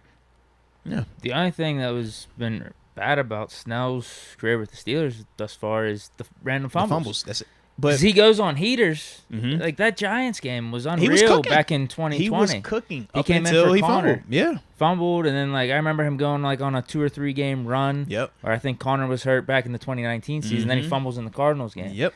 And then he just loses opportunities then. Whenever he gets the ball 20, 30 times, he can put together good performances. It's just the fumble. And now we're kind of dealing with this with Jaylen Warren. That's what made me Who's going to fumble the least out I started laughing to myself when I was down there at the practice. And I'm like, yo, if the knock on Jalen is, can he hold the ball? I'm like, bro, that's the same thing we be saying about Benny on offense. It's like, yo, can he hold the ball? So Warren seems to be a little bit better in the passing game, though. Yeah, well, Warren to me is a faster player. I think Benny is a more physical player, but to me, Jalen definitely is more explosive. You see the quickness, but Jalen's also a smaller. I think he's like an inch, he might be like an inch shorter than he's a couple inches shorter if I remember correctly than Benny, and I just think that Benny bigger body, you know what I mean? So the physicality when he's running, obviously you can take more punishment and deliver more punishment, but Jalen definitely is the shiftier and the faster guy. Like the play when I tell you that we saw in practice where he, I think it was might have been a screen pass where he catches it, but he cuts back. Like the cut he makes with that burst that said it would have been a foot race or he probably scores, Benny can't do that. And that's the part where Jalen is like, yo, that's exciting right there, Jalen. Now, it's not saying that you're as fast as Anthony McFarland, but that's what we expect from Anthony. We weren't expecting a lot of that from you like that. So that's the part for him where he's doing some good things, man. Yes, indeed, man. Let's pay this bill, man. And after that, we'll go hit some supers as well. Sure. Oh, that's right. We still got to talk receivers, though. All right. Okay. But let's pay this bill real quick, man. Because today's show is brought to you by Manscaped. The leaders in below the waistline grooming. And we were just talking about ball security. Well, hey, you want ball security, ladies and gentlemen? Manscaped, they're the ones to give it to you. All right. And how do they do that? Well, that Lawnmower 4.0, the new thing. I'm talking, waterproof, light that you can turn on and off. It's a safe situation, low and slow. Make sure you don't get any nicks and cuts, nothing like that. I mean, it's a dope little vibe. I mean, I personally like it a lot. I tell you, man. Strobe light it if I want to. Sometimes I keep the light all the way off and just spotlight me. All right. But either way, if we're going to talk about them for a reason. Because we got a promo code for you, ladies and gentlemen. And that promo code is Moats. You use that on your purchase at manscaped.com. You will receive 20% off of your purchase along with free shipping worldwide. Deke, who doesn't love free shipping, bro? I'm not sure. It's like they're going to send it to you, Deke, but you don't got to pay for it. It's free shipping. Like, how do you beat that? I don't know. I think insane people don't like that. That's all I'm saying, man. So don't be an insane person, all right? Make sure you use the promo code MOATS. Get your 20% off at manscaped.com. And when I tell you, your dangly twins will be very appreciative of you, trust me on this, Because I'm an expert. All right. So, with that being said, shout out to Manscaped. Alrighty. So, we do want Super Chats then? Yeah, we do Super Chats. I'm sure we're going to have some more of this stuff happening organically anywho. Okay. Yeah, but I guess I got to talk to your man, George. You want to talk George right now? I'll do whatever. It don't matter. That's what she said. Don't do that. Whatever direction you want to take this. All right. I do want to talk Pickens real quick. All right, so Sure. I'll talk just Pickens real quick. Because what's the other one? Probably Green, right? Pickens, Green, and Connor. Those are my three. We got to think Green and Connor coming up in the comments. They got right? to. We'll go here. It's bound to come up, right? Well, I'm saying we could prioritize Pickens, though. You know what I mean? We could do that and then just Super Chats. Okay. Hopefully those two come up in the comments. And if not, then we'll hit them at the end. Yeah. Sounds good. All right. So, yeah, man, with George Pickens, man, as good as advertised. This is what we wanted to see from him. Talking about what he's been doing in his progression in Pittsburgh. OTAs, we talked about what he looked like. Mini camp, talked about what he looked like. Training camp, we've been talking about what he's looking like. Now it was our first chance to see him in stadium versus somebody from an opposing team, versus somebody that's not familiar with you. What is that going to look like? And to me, man, George lived up to the billing. I thought he looked extremely comfortable out there. I loved his energy. He looked like a veteran. You talk about the touchdown pass, man, the body control. That's the thing that continues to stand out to me, man. He had, 2 or 3 nice body control, toe-tapping catches where you see the hands on display. You can see the field awareness on display as well. And like I said, just that physical ability to be able to leave, the feet down. Absolutely. It just comes so natural. And that was one of the things that we have been preaching. We have been talking about. We say, he's a natural hands catcher. He's just a natural gifted receiver. That's what we've been seeing, man. Now, even with him, it wasn't perfect, but the other thing that I really enjoyed was the blocking. Yeah. I mean, we obviously seen the clip on social media, but he was consistently showing good effort in terms of being a physical blocker. And that's another thing that we've obviously saw in this tape dating back to his time at Georgia. So I really like that. And to me, man, he just doesn't like the way he just continues to show up, even in the midst of his success, even in the midst of all the praise he gets. And this even goes back to his time at Georgia. You still just see this dude continuing to just work.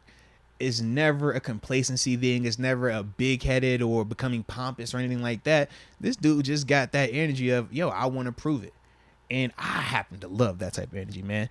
Don't give me a whole bunch of talking. Just go out here and show me. You know what I mean? And that's what he brings to the table. But I also love that when he does talk, it's warranted. You know what I mean? Always.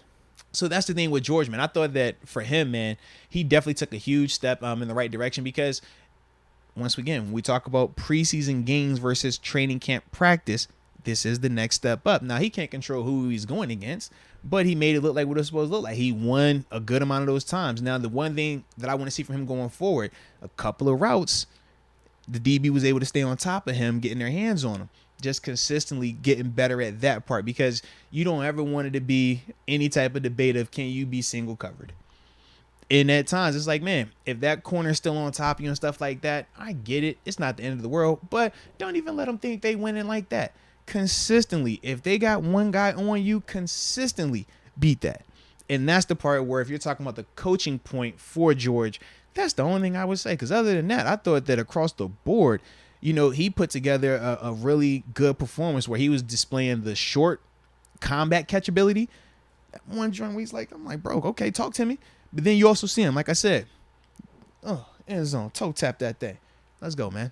Yeah, perfect throw, perfect catch. Absolutely, bro. Dude, I tried telling you about what the NFL and just the whole Twitterverse was going to do. Bro. They jumped on the bandwagon. I told you it was closed already. No, it can't be closed, man. But you know what? Heck no. You know what? Up, man. I will give the NFL Twitter account some credit because they was cooking. They were cooking. That was a great meme. They were cooking, bro. Put the picture of him making that catch on the screen. They were cooking while he was doing the signature, like Pickens look down. On. That was good, and they put it on their like head. What is it? The banner. The banner. I was gonna say head cover. That's gold. Shoot, on IG, they even had it was like NFL young boy, and they got that. I'm just like, bro, I love it. So we can't fault those people for being excited. You know what I'm saying? I can't, but I already told them bandwagon's closed. Well, now you got to reopen it. It's all right, man. I can't, dude. Just reopen it, man. It's cool, man. I can't. Yeah. Not only for Pickens is one thing, they're going to be jumping on the bandwagon for the whole Steelers offense. If anyone but that's what you want, though. I want us to be fan favorite. You want flying under the radar. It's too late flying now. Under the radar. How can we fly under the radar with you, Deke? I just don't want unwarranted disrespect. I want to be flying under the radar, though. Deke, how can the Steelers fly under the radar with you? I've seen how you talk about these guys, man. You said that Pickens is already MVP. You can't fly on the radar when you say that, Deke. I'm saying, Deke. When you make the post, perhaps hyperbole, you make the post that we're not worried about rookie of the year, we're worried about MVP, it's no flying on the radar. I'm just throwing it out there, okay? So it can't be any flying on the radar, man. We know who we are, bro. We just gotta roll with it. Man. Flying under the radar. I just don't want the unwarranted disrespect. That's what I don't want, and that's what we've been getting all offseason. Now I don't want all this respect that they're trying to give us because it's fake respect. How's it fake respect? It's fake respect. No, if anything, this respect is more real than the fake optimism that we had before we saw these guys. No, it was real. No. Pickens did. Man. We saw him in the Natty. No, I'm with you on that, but we've never seen him in the NFL.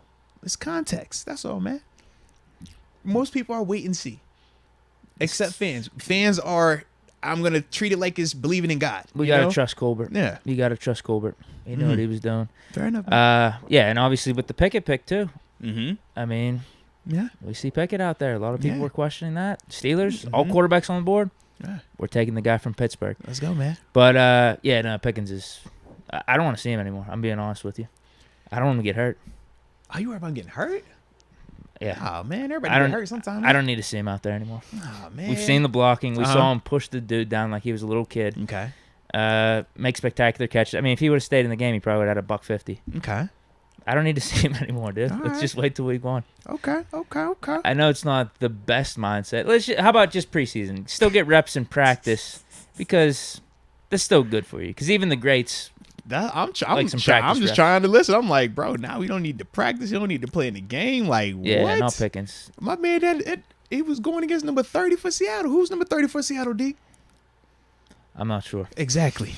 That's all I'm saying, man. Can we at least, like, when he's doing that to, like, a Jalen Ramsey or a Jair Alexander or anybody, a Denzel Ward, like, then... We got a decent matchup week 1. Bengals corners aren't bad. Yeah, but that wasn't Bengals corner that we just saw. That's all I'm saying. Kobe Bryant, he's good in college. Yeah, Kobe Bryant wasn't the best corner on his team in college. That's all I'm saying, bro. And we both talking about him as a little sleeper pick. Yeah, as a sleeper pick in the middle of the draft, not versus, would you take him over George Pickens? Did he go third round? I think he went third round. Stop it. Okay? Third round, second round, that's pretty close to the same caliber. Stop it. Not at all, man.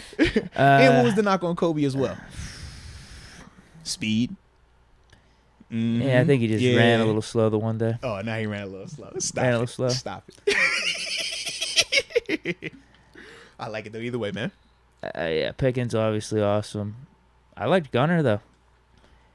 No, seriously, man. Gunner, I think he's obviously going to make the roster for his special teams. You don't sign an all-pro return man and then cut him. Yeah. Wait, why wasn't he returning kicks though? That's the other question. You just said he's an all-pro return man, right? Yeah. All right. Fair. Sims ain't look bad though. But my question is this: you just told me you don't want George Pickens out there at all. George Pickens not an all-pro.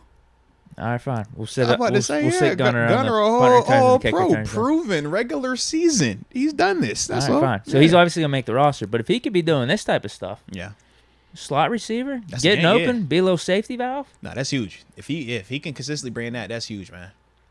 Who else we got? Boykins. How'd you like him, man? I like what I saw from Boykins. Yeah, man. Tough catches. I mean, he's in the competition for that 5th receiver spot between Sims, I guess, now. I didn't see Anthony Miller out there. Is he hurt? Yeah, he got hurt in practice Saturday. Yeah. Who else we got in there? Tyler Vaughn's game-winning touchdown catch. Made a guy miss. You can't talk Kenny without talking Tyler right now, man. Yeah, I know. He made the guy miss. Yeah, bro. Exactly. Definitely made a miss, man. Exactly. Yeah, I really like what Boykins was doing. Yeah. Now, Boykins was straight, man. The one catch where he had the ball, like the DB was right on. I think Mason was the quarterback at the time. I think it was like the first catch that Mason lasered it in. It was pretty good, but I mean, you had to make a really good play on the ball when he held it out there. Mm-hmm. Big boy. Showed his wingspan, and cornerback couldn't get to it. It was a tough catch. No, it definitely was, man. I thought that he looked good. Like I said, if I remember correctly, I wanted him to catch that one in the end zone. It was a slant. He was on the right side. Yeah, I wanted him to catch that. I still don't think that DB. I think you got to catch. You got to find a way, bro. That's all I'm saying, man. But like I said, for me, man, I definitely enjoyed the special teams for him as well, man. Having a tackle. I think he had 2 tackles, if I remember, for Miles, man, out there. But I definitely enjoyed that part because, once again, man, if you're going to talk about being that 4th or 5th receiver, okay, what else do you bring? if Gunner is, the guy that is the all-pro return man, what else do you bring to the table, Miles? So him being able to make plays on special team as well as doing what he's doing with the combat catches, all of that helps his case, man. Might be right. He might be our DHB for us. That's what I was not as fast. Yeah, but he's a better combat catcher. I definitely think he's a better combat catcher, and he obviously has a little bit more size on him compared to Haybay. Sad. Dude, how about all these receivers, man? Bro, like what? Seriously, man. Dude, Sims. I like Sims. He was the gadget guy for us. Bro, Sims had the big. I'm hearing some AB comparisons. I know. Sims had the big. It's strictly based off how his socks and shoes look. That's it. That's it. But he looked so fast, bro. When I think there was the jet sweep with Kenny. Yeah. He looked fast. Then on that day going punt return, I'm like, holy cow! Like this kid out here trying to make a name for himself today, man. I was definitely liking that, man. Yeah, he got chased down. That was a linebacker, though. It was unfortunate. I thought he was going to house it. Nah, 50 was balling, though. That dude that chased him down in that play, I looked back. I'm like, yo, who is this 50 cat? And as I watched him again, he ran down Kenny. Yeah. Yeah. I was like, okay, this 50 dude was flashing a little bit. I liked him, man. He had good length on him, too. Yeah. Is that it for receivers? Yes, it is. And the last one I'll talk about before we open it up and we start doing the super chats and stuff like that. Not Gunner. Connor Hayward, bro. Got to talk about Connor. I thought he put together a heck of a performance, man. I did too. As a pass catcher, as a blocker, and as a special teamer. We saw some of the catches he had. That over route was really nice. I think it was Mitch that hit him on the over route. That was a really good play by him. It was like gaining like 12, something like that. The two-point conversion, combat catch as well. That was from Kenny. I definitely liked that. That was probably my favorite catch from him because it was a tight, close quarters, bang, bang, got to catch it, hold on to it. I definitely liked that.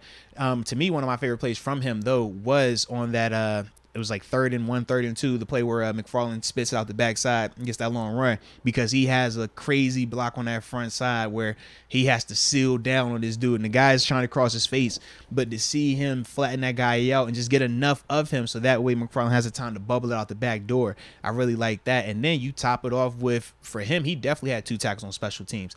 That is huge. Man. He flew around out there, man. He looked the part. When you talk about how, we compared, who he is or what he is. I was like, he kind of reminded me of like a more athletic Will Johnson in terms of how we were using him. I thought that still carried over in that game in terms of you see him in some of the blocking stuff. You see some of the routes they were giving him. He's just a faster version, more athletic version, and it looked really good to me. And I thought that Matt Canada was using him in a good way as well. Now, I do got to holler at Matt Canada because I don't know if you saw this quote where he said that he didn't call anything in this game that he did not run last year. Bruh, I don't remember them moving the pocket as much as they did in terms of with Kenny and with Mitch. Definitely not with Kenny with the naked boot. I've never seen any of that type of stuff. Like it felt, stuff. Okay, so I'm not tripping there, right? Because he said that, and I'm like, bro, it's not adding up to me. I felt like this offense looked different. I thought the play calling looked different. I thought we could salute my man Canada. But then I thought, does this kind of give fuel to your sabotage argument? And that was my only concern because I was like, I want to come in here and give me some praise to Matt Canada, man. I thought that, the way he was calling these games, with all 3 of these quarterbacks in here, highlighting them, putting them in their best positions. Like, because it was different. The Kenny plays versus the Mason Rudolph plays. You can't be raw. It was different. You can't be calling this mobile stuff for Ben. That's all I'm saying. You got to know where Ben is in the stage of his career. But it was different, though. Did you see it? I definitely feel like it was a difference with some of this stuff. Just throwing it out there, man. All right. But you're right. More evidence of the sabotage. You're right. I felt like you were going to go there. But I just figured I was going to, either way, I was going to speak my piece. Okay. Where did he say this at? Bro, he was talking to Brian Batko today, pre-practice, doing one of the interviews. Because we need to find this and tag BigBen7.com and see if we can get a response. Yeah, when I saw, he was like, I didn't call anything different. Everything we ran tonight, or everything we ran on Saturday was everything we ran in the game last year. I was like, I've never seen Ben run a naked boot like how we saw Kenny run on the third. I'm like, stop the ain't run that. He ain't moving that pocket like that, man. Well, actually, speaking of Connor Hayward, too, Cam Hayward's doing the interview right now on the back screen. We just got it playing in the background for us. Did you hear what he said about Connor? I did. And it actually goes against a little bit what you're saying. Was Cam a little too critical of his brother? Because he said he played good, but he was like, he needs to work on his blocking. This is Cam being Cam. And I get it. I love Cam. He's got a little Tomlin in him. No. I love Cam. But overly criticizing. No. Let me get you, though. So we love Cam. But Cam we always said, man, with him as the captain, we're like, yo, he's the captain, but he's also going to, whenever, he gets a chance to speak like that, he's always going coach, heavy coach talk. His response was not a player response. It wasn't a friend. It wasn't a brother. That's coach talk. That's what I mean. You got it from Tom. Yeah, you never say anything positive. But Cam, in the thing, we was like, yo, Cam, you ain't got to be like that all the time. But for Cam, he's just such a stickler of like, yo, I'm never gonna say the wrong thing out there publicly. Like, I'm gonna say what the message is supposed to be, And I respect that. That's a part of it. But he was definitely going that route. I'm sure after the game, he talked to his brother like, bro, you was doing your thing. Like, no false start, which I don't know why it's become like a thing for Connor, man. He was false starting in practice too, bro. We got to stop that, man. But it's like, that's his Achilles heel. It's like, man, we know what it's like to be a rookie out there. Cam in particular knows what it's like to be a rookie out there. What Connor did out there, man? Nah, bro. It ain't a lot that you knocking on that, man. He made it look like we drafted him not because of his brother, and that like he might actually have a role in this offense going forward. That's the difference. I don't know how many snaps or whatnot, but we could use him maybe 20% out there for something, which is crazy considering he was, a 7th-round pick for us? But that's the difference. And that's why I was like, with Cam, was like, bro, I know why he said what he said because he feels like he has to as the captain. But it's like, bro, dang all that, bro. We know what that looked like. And as an alumni, it's like, bro, nah. That is like, yo, you're making your own name for yourself. You're not Cam's little brother if you're playing like that. We'll be calling you Connor if you're doing that consistently. But that was our first time getting a chance to see it in stadium. So for him, man, heck of a start. Now, can you duplicate it? What does it look like in practice this week? What is it going to look like come Saturday as well, man? Yeah. All right, we want to hit these super chats. Let's do it, man. So I'm sure that the super has completely jumped on your end. I got the beginning ones, but I'm sure I'm going to hit a point where they're going to jump on. All right, I got official momentum here. Deke don't need his band. Okay. # solo act. # unknown band. I like it. He was talking about my AB performance there, I guess. Yeah, man. But hey, bro, you're dancing. I mean, it is more people. If you want to do it again, you can recap. All right, they got wait to the social media. Wait to the video. Either that or just go back to the beginning of the vid. Let's go, UW. Good to see Charrington is just as much of a snake as Nutting. Now all of a sudden losing hurts. Time for him and Shelton to be fired along with the rest of the staff. # clean house. This is definitely some Pirates drama that I don't know too much about. But let's go, UW. Normally has his finger on the pulse of what's going on in sports. So, yeah, probably something shady's going on with the Pirates right now. I mean, it has been for a long time. They're not as focused on winning as what they should be. Yeah, that does seem to be the knock on them, man. So I'm not surprised at that comment. Yeah. I don't know what it is. Maybe he could let us know what happened. I don't Did know. we bench Cruz or something? No, I did see where Neil Walker, he was talking about O'Neal Cruz and saying that he just has to start making more adjustments. He was like, right now he's not adjusting enough. So I was like, I haven't followed a lot of what they got going on, but yeah, maybe that's why something was said and then he was pulled potentially. I don't know, but I did see that earlier today though. Bacon Cowboy says, University of South Florida, go Bulls. Ooh, okay. Let's get it. I feel bad for you. They had a little run though, man. Not a good program. They had a little run. Momentum. I say this coming off of Pitt's best season in like 40 years. I'm confident now, though. You know how you roll. I'm confident now, though. Ranked 16. I think the AP polls came out today. I didn't see where we're ranked there. But 16, I think it was the coaches' poll that we were talking about like a week ago. Official momentum. Check out Ambition. She wanna and put it down video. Okay, all right. So he's got 2 for us to check out. Little homework. Well, I've checked my video out recently, so now it's on you, Deke. You checking that out because I got to get back to my vibe. I be vibing out, man. Yeah, so you checking that this time. Yeah, I got my song, so it's on you now. Music. Yes. You don't want to be focused on just one artist. Yes. I get you. You got to catch up, though. Okay. Yes. Official Momentum says, check out his remix of Strange Clouds. # Ambition. Okay. He's talking about B.O.B. Strange Clouds. That's an old one, man. That was like whenever I was in college. I liked that song. It wasn't bad. Nah, whatever happened to B.O.B.? Bobby Ray Bands, man. I think it was after Strange Clouds he went downhill. Yeah. He hit Airplanes, Strange Clouds. And then it just disappeared. Yeah. Did he do Headbands or was he featured on that? Headbands was a good feature, one. Yeah. But yeah, I think, man, B.O.B. And another, you probably don't remember this guy. He was before B.O.B., but he's another guy I just thought of because the Bobby part, Bobby Valentino. I'm like, bro, what happened to him? Like, he's another dude. But anywho, man. Chat jumped on me officially, so you take it away. All right. Let me see where I'm at Cal Monier saying shout out to Mason. All right. That might be a ways away. Probably. You just ended up with official momentum, so I will go Destin versus the World. It says, Pickett 2 touchdowns. Deke got to do the AB dance. Yes, indeed. He did do it. He did it early. He did it like in the first, probably like 20, 30 minutes of the show. I enjoyed doing it too. Yeah, and the people, it was already chunky in here too. It wasn't like it was like 5 people. It was already like, we was getting what we was getting. It's out there. He did it. It's out there. When the stream is done, we're going to clip it up. You're going to see it. It's going to be out there. All right, because Deke did his thing. He had a little flow to go with it too, man. Shout out to him, bro. Yeah. Absolutely. All right. Ooh, you ready for this name? Okay. Blast from the past. G. Alexander. What's good? Where's he been? Whoa. Wagwan. What is up, man? Jeez. And he says, Wagwan, my youths. He says, Steelers putting the league on notice. I would agree with that, man. Absolutely. I definitely agree with that, man. Shout out to my homie I like G. Alexander, them man. a little bit more. That's too late now, man. But think about this, man. The NFL is better when the Steelers are relevant. You know that. We're one of the major franchises. We're one of the major, staples of football. So with that, man, of course the NFL is going to be pumping. If we give them a reason, we just got to keep giving them a reason. Or you don't want us to give them a reason so we can fly under the radar, but you want us to still be like that, but just I just don't want them. That's a weird dynamic, man. It's a weird dynamic, tough bro. Dynamic. Yeah, it's such a weird dynamic. I'm like, there's I don't know kind of how a battle that's between work, the two elements. It's like I just want us to go undefeated and the NFL to not talk about us. Can we do that? And this is all while you're going to be talking about the Steelers on a crazy level. Yeah. Exactly.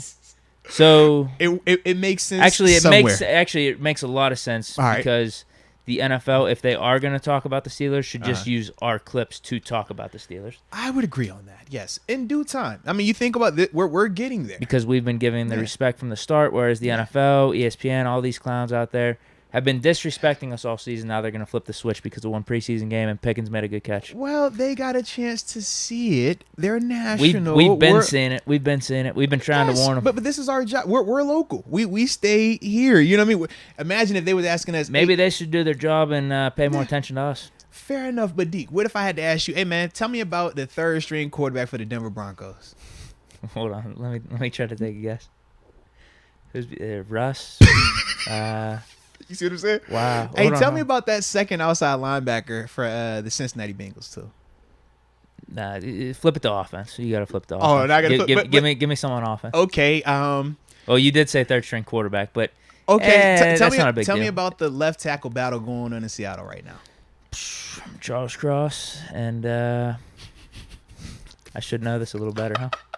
But this is for a national news. I don't fault them because they gotta know all of that, and that's why they get paid the big bucks. But that's also why when they aren't on their A game, like they are at times, that's why guys, get a little perturbed with them and call them out. I'm just saying, I know what that's like in a sense. I don't fault them, man. I'm just like, yo, sometimes you just gotta know enough on top. I get it. And then you pick and choose, man, because that's a lot of names, bro. That's a lot. And everybody wants their team talked about. That's the other part of it. We're in Pittsburgh, so we get talked about. Regardless if it's good or bad, we're going to get talked about. But, man, you imagine when they be asking them dudes, hey, talk to me about, man, who's that second guard in Arizona? Like, huh? Yo, who, man, what's that team in Houston? How you feel about the inside linebackers, bro? Houston? I feel like these are all different situations compared to Pickens, though. You know what I mean? I'm with you, but that's the type of stuff, though, man. I'm with you, though. But either way, man, if y'all want information, y'all better tune in to us. Yeah, we'll be talking. We've been talking. This is what we do. Yeah. This is what we do, baby. Let's go. All right. Derek Nelson. He says, Moats, did you review that 4th and 1 play I told you about Saturday, the turnover on downs, right before we got the fumble recovery, where the running back should have blocked? So, I did see that play, and it was definitely like I told you. He was fast releasing. You're making the DB wrong or making that blitzer wrong. But at the same time, with that, man, it just depends on what they're looking for. If you want him to stand and block, that's cool. That's one where you can handle it. Just one less receiving option. Kenny makes the throw after that. But if they don't and they want to still have then yeah, you go ahead and throw that pass and you can hit that guy. I just think, man, when you talk about that first preseason game like that in that particular context, they're figuring it all out. They're trying to see, okay, does it make sense to fast release this guy in this situation? Will that give this quarterback enough time? Or is it a scenario where you might need to chip this guy? The tight end was over there as well. He didn't chip that defender. It was the outside linebacker. The running back free release, the tight end free release. So it's like, for me, in terms of the play design, I would have one of those guys chip him, but I don't fault I don't fault the running back going out into the route, because at the end of the day, you were going to have an option of running and pass. That's what we're trying to get. Try to get Kenny on the perimeter where he can beat it with his legs, or if the running back's there, you could dump it off to him. It just so happened that, like I said, the tight end, I think it was Stern. It was Jace. He was the tight end, and was that Teague? No, I don't know which. I forgot which running back that was. The play's literally up right now. So Durant's on the sideline, so it might have been Teague. So it might have been Teague, yeah. But literally, to me, that was the difference, man. They just didn't chip the dude. Like, whether it's the tight end or the running back, somebody just got to get a hand on him.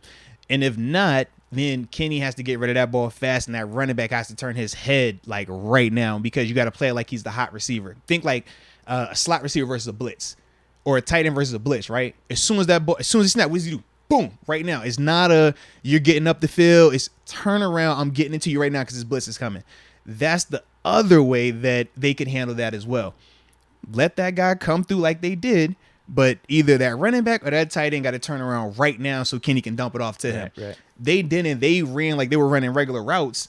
That's why you see Kenny in that, taking off right away, and he's looking like, yo, I don't have anywhere to go with this ball. And then the outside linebacker just closed in on him and caught him. But that was the dynamic of that play. So, like I said, multiple ways they can go about it to make it successful. That was one, like, in terms of my notes too, when I put it down, I said that was one where I looked at the Matt Canada part and I was like, I don't like the design.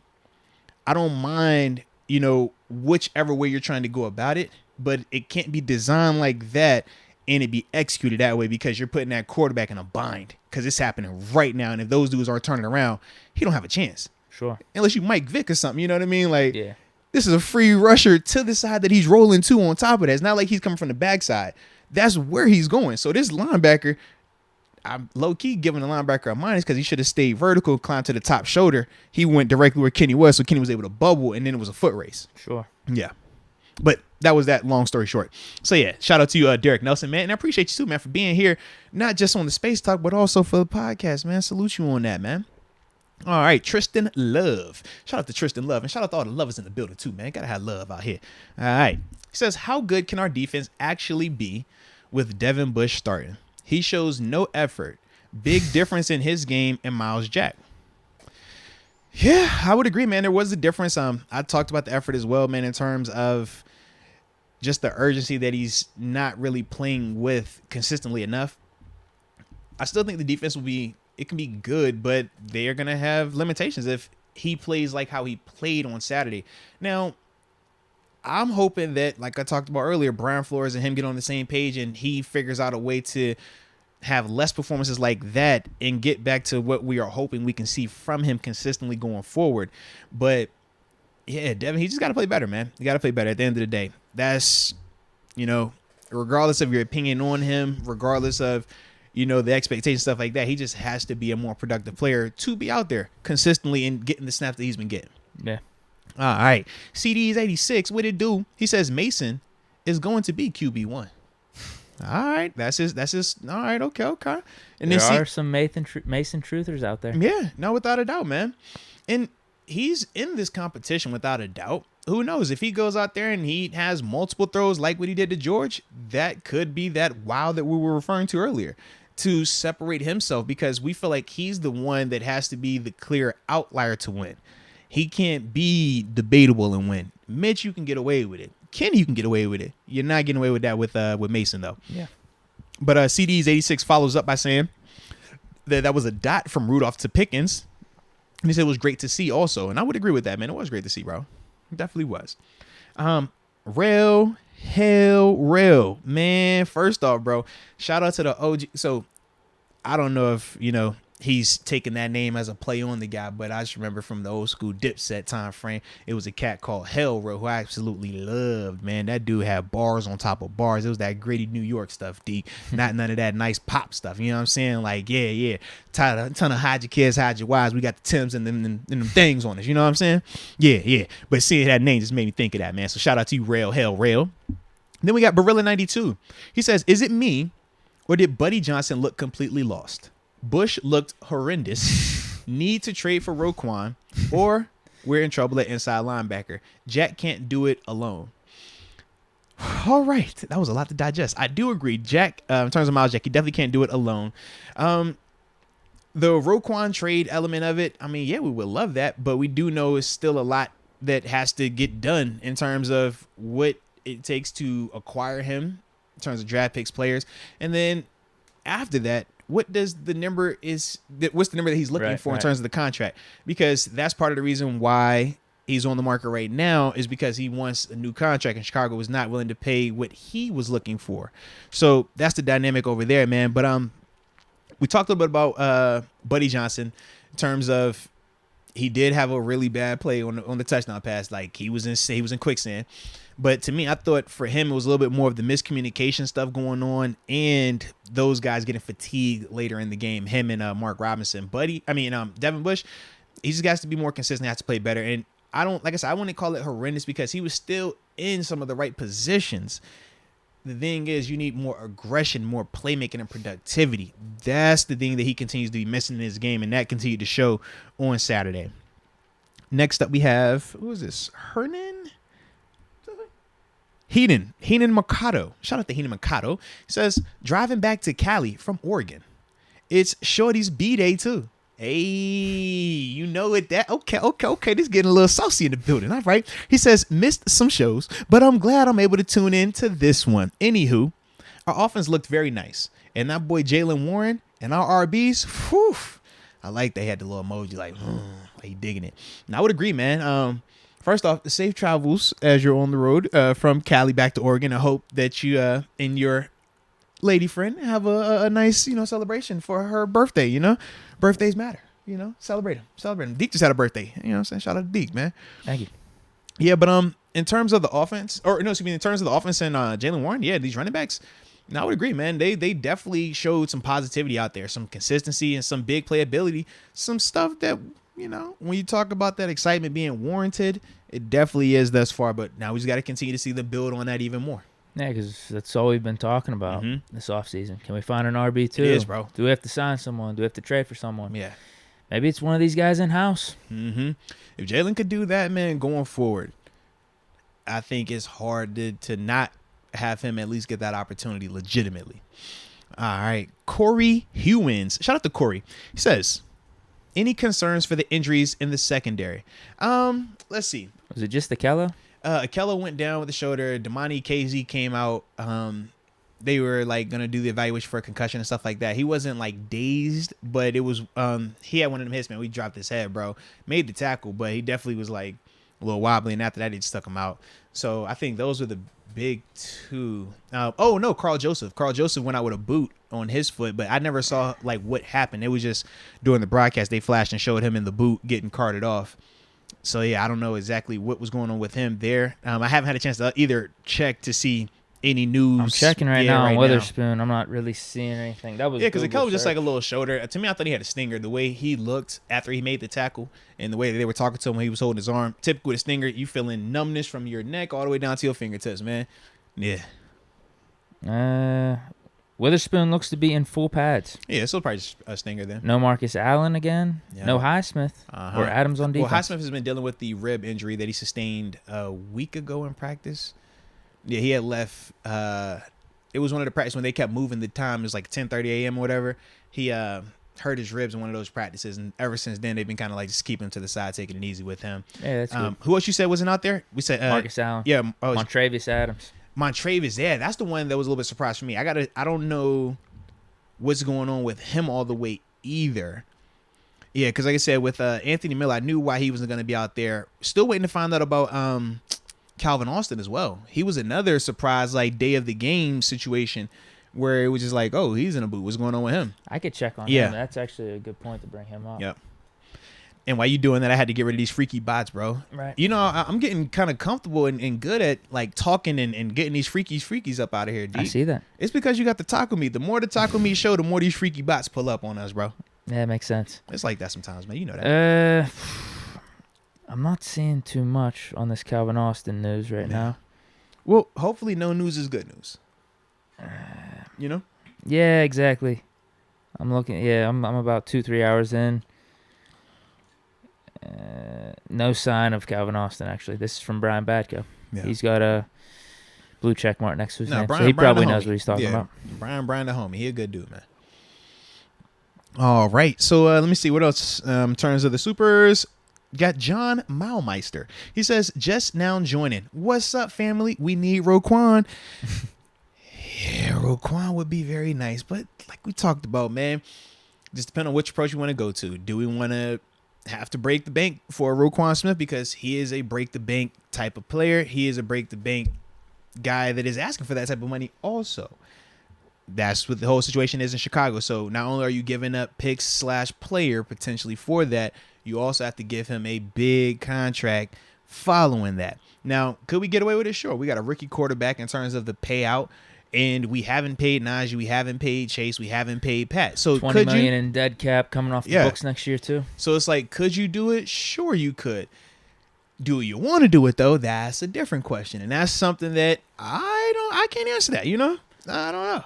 See, if Devin Bush played good in this first preseason game, well, like I said, I think the hate is a little overblown on him, but it's a lot of the same of what we saw last year, which is something we didn't want to see. Yeah. If Devin Bush could get back to his rookie self, and we talked about this already, at least they're there. Yeah. Then I could see why you'd be more hesitant to make the trade. But man, if you're rolling with Bush and Spillane coming off of like poor preseason performances, now you thought Spillane played pretty good, I didn't see anything out there that would make you think otherwise. So, man, I mean, I feel like that'd be a big upgrade though if you got Roquan Smith.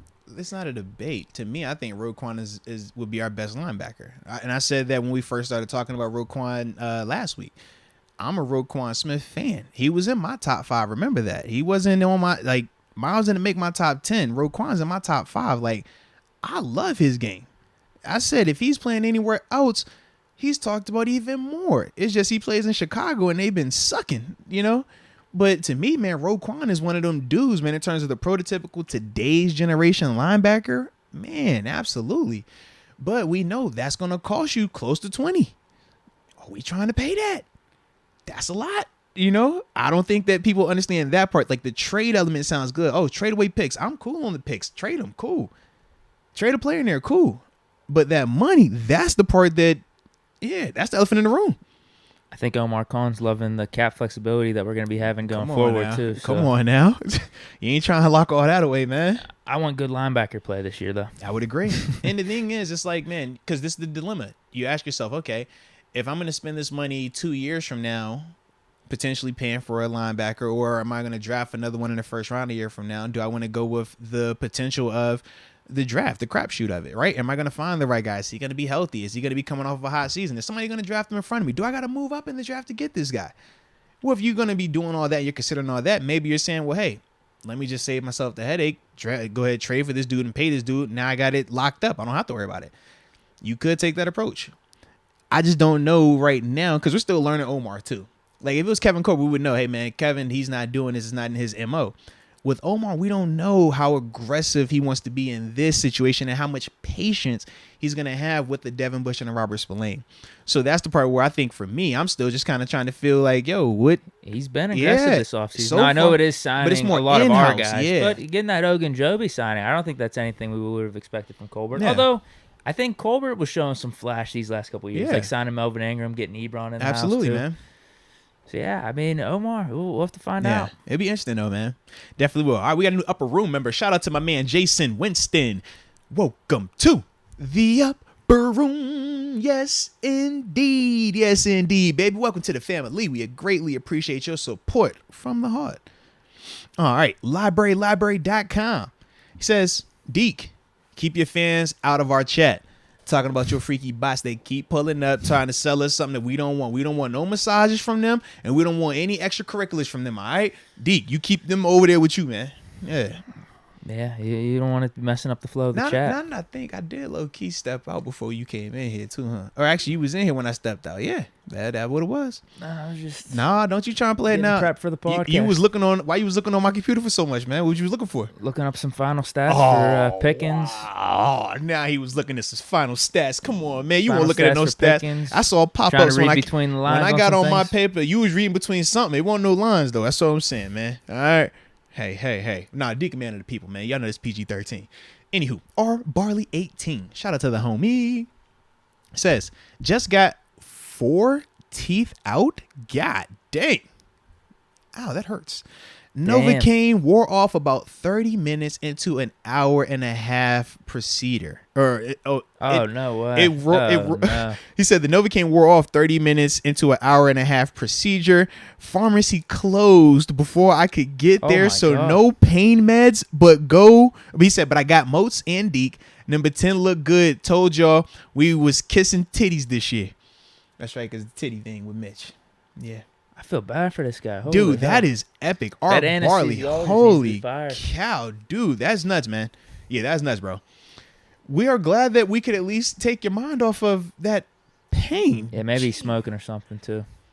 I mean, I'm just trying to think. Would I want to smoke if I got 4 teeth pulled out?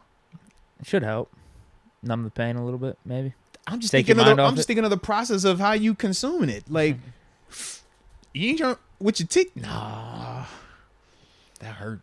That's a rough one. That's a rough one right there, man. Get better soon. Yes, please, in a hurry. Bombs away. Shout out to you, man. Love the name. Always. I think I tell you that all the time, too. But he says, I would like to see Teague next game as much as we saw Warren. I think we found a gem with final depth chart, Najee Harris, Anthony McFarland, and Master Teague as the third RB.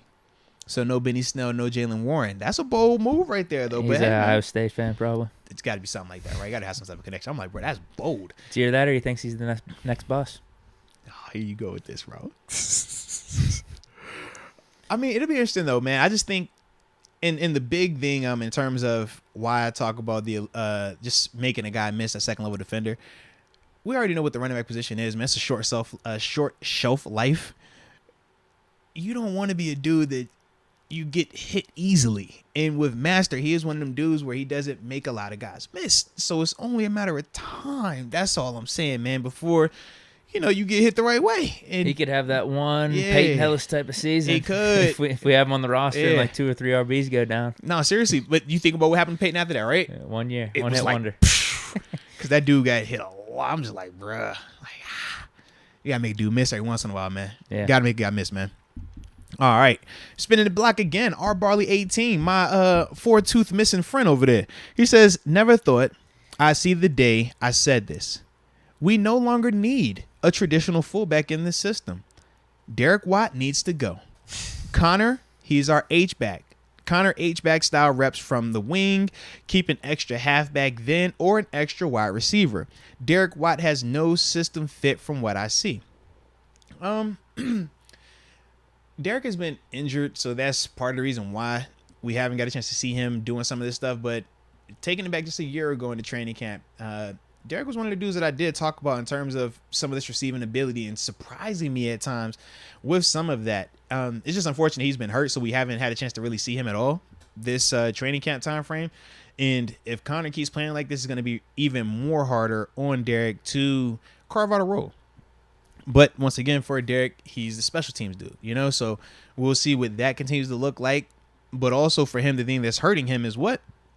He's not on a rookie deal, When you're getting paid multiple millions and you're a special teams first type of dude, it needs to be even more so. And for him, the longer he's out, that's another part of it. It's like, you're seeing a Connor Hayward make a play. You're seeing a Miles Boykin make a play. You're seeing a Jalen. You're seeing these different dudes show new characteristics. And you have to ask yourself the intrigue of, okay, is it more beneficial to this roster having a Connor or a Miles Boykin versus having a Derek Watt? And then when you throw the money in there, those are some of the conversations that get had. So that's why if you're Derek, and he understands this, he knows this thing, he's not new. He knows that he has to get back out there. And that's the part of it when you become that second contract guy. It's the gift and the curse. Yeah, I mean, to even have a conversation that we had last week about whether or not Derek Watt is going to average 5 snaps a game. Yeah. I mean, it kind of goes to the commenter's point of, like, what are we doing here? If it's actually a decision between him and a dude like Boykin, who I could see getting out there for maybe 10 snaps and making an impact in certain games, especially if a receiver goes down. Yeah. Like, who's Derek Watt's just, I guess, position more? Like, who's around him, like, on the depth chart? He's right. Like, it's just him. So if we're not using him already with him on the roster, so then what are we doing? Like, at least Miles Boykin or Connor Hayward's got something unique about him that would fit in the Canada system. But Boykin or a receiver, if someone goes down, they can get us out of a game or two, and we can have some faith in them. I kind of get you there, but I mean, if it makes TJ happy, just keep him. Hey man, sometimes you gotta keep TJ happy, bro. All right, sometimes you just gotta do that. You like, listen, Derek, just love your brother. All right, just love him. Yeah. All right, and I think we are finally caught up to you because I'm at Calmun. Yeah. Shout out to Mason. Yeah, he says I've been a hater. I did it. All right, I made it through. But he definitely has shown improvement. Doesn't deserve the hate or the booze. Hope we still trade him though. No, that's fair. I mean, because the trade element isn't a shot directly at him. That's just saying getting an asset for somebody that if he's not starting, do you keep him as your QB2? That's just a different approach, but it's not an approach that is necessarily a negative. Like, we get it. Yeah. Damon Brown says, I'm so late. So if someone already brought this up, I apologize. Actually, no one brought this up, and we haven't talked about it. We've been waiting to talk about it. What do you guys think of the O-line performance? They look pretty good most of the game to me. Peace, fellas. Hey, Trina Steel Diva. You know you got to shout out Trina. Come on now. Yeah. Yes, indeed. Yes, indeed, man. But as a whole, I thought in terms of the grade, or not even a grade, but brief overview for the first unit and the second unit specifically, I thought that they were really good and consistent and physical against the run. I thought in the pass game, they had moments where they looked good, but they had the miscommunication. And then obviously you had in that second unit where Dan Moore, he obviously got beat for the sack. But as a whole, I thought the first two units, right, the ones that were out there with Mitch and the ones that were out there for the first possession with Mason, I thought that, as a whole, they did enough where you could feel good about them, especially the physicality in the run game. I thought that the effort was definitely there. I thought in terms of who was the best lineman to me, I thought James Daniels did the most in terms of moving people consistently downfield, the energy that he played with, the effort he was finishing blocks on guys. I also thought that outside of that one miscommunication that he was pretty good in pass protection as well. Chooks was another guy that I liked in terms of what he was doing out there in pass protection. He also had a nasty pancake block. Oh, yeah. Bruh.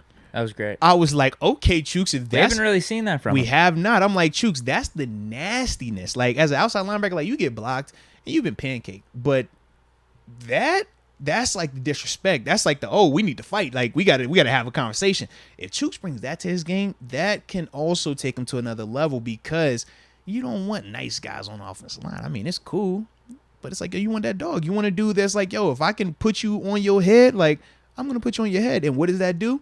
It makes that outside linebacker, the next time he's thinking about jumping, remember we talked about all the batted passes. I was like, yo, that's in practice because these dudes aren't getting cut and these dudes aren't getting messed up. I was like, but in a game, you don't do all that jumping. That's why. Oh, okay. All right. So that's the other part of it, man. So it was really impressive to see that.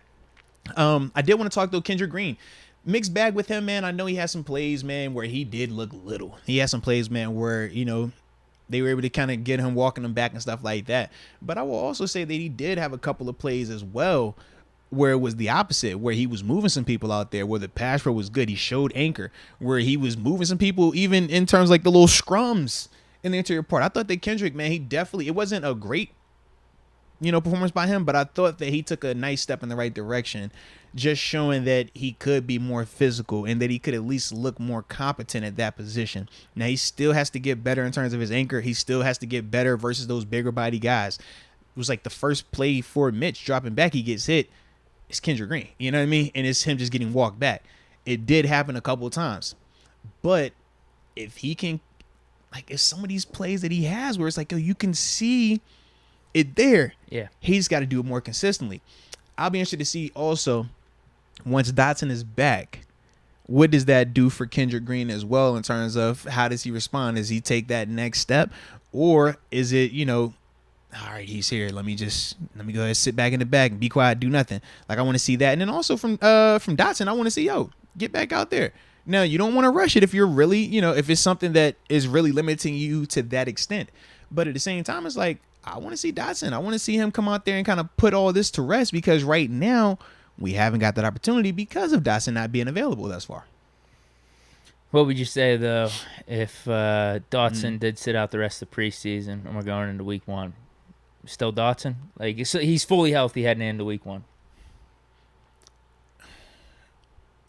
I got to see. If Kendrick looks like this as a whole, then right. You probably have to go back with Dotson just because at times Kendrick still looks small.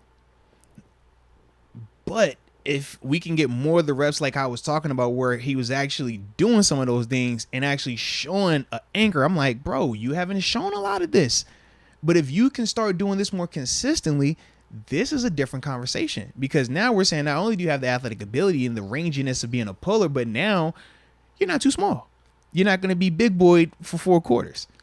That's the part where we need to see it. Right now, it's still a small sample size for Kendrick, but that's the part where I want to see going forward. How does he build upon that? You know? Yeah. All right, we got some more super chats here. King says, "Hey, Deke, Moats, what's the best streaming service I should have to have the best chances to watch all Steeler games this season?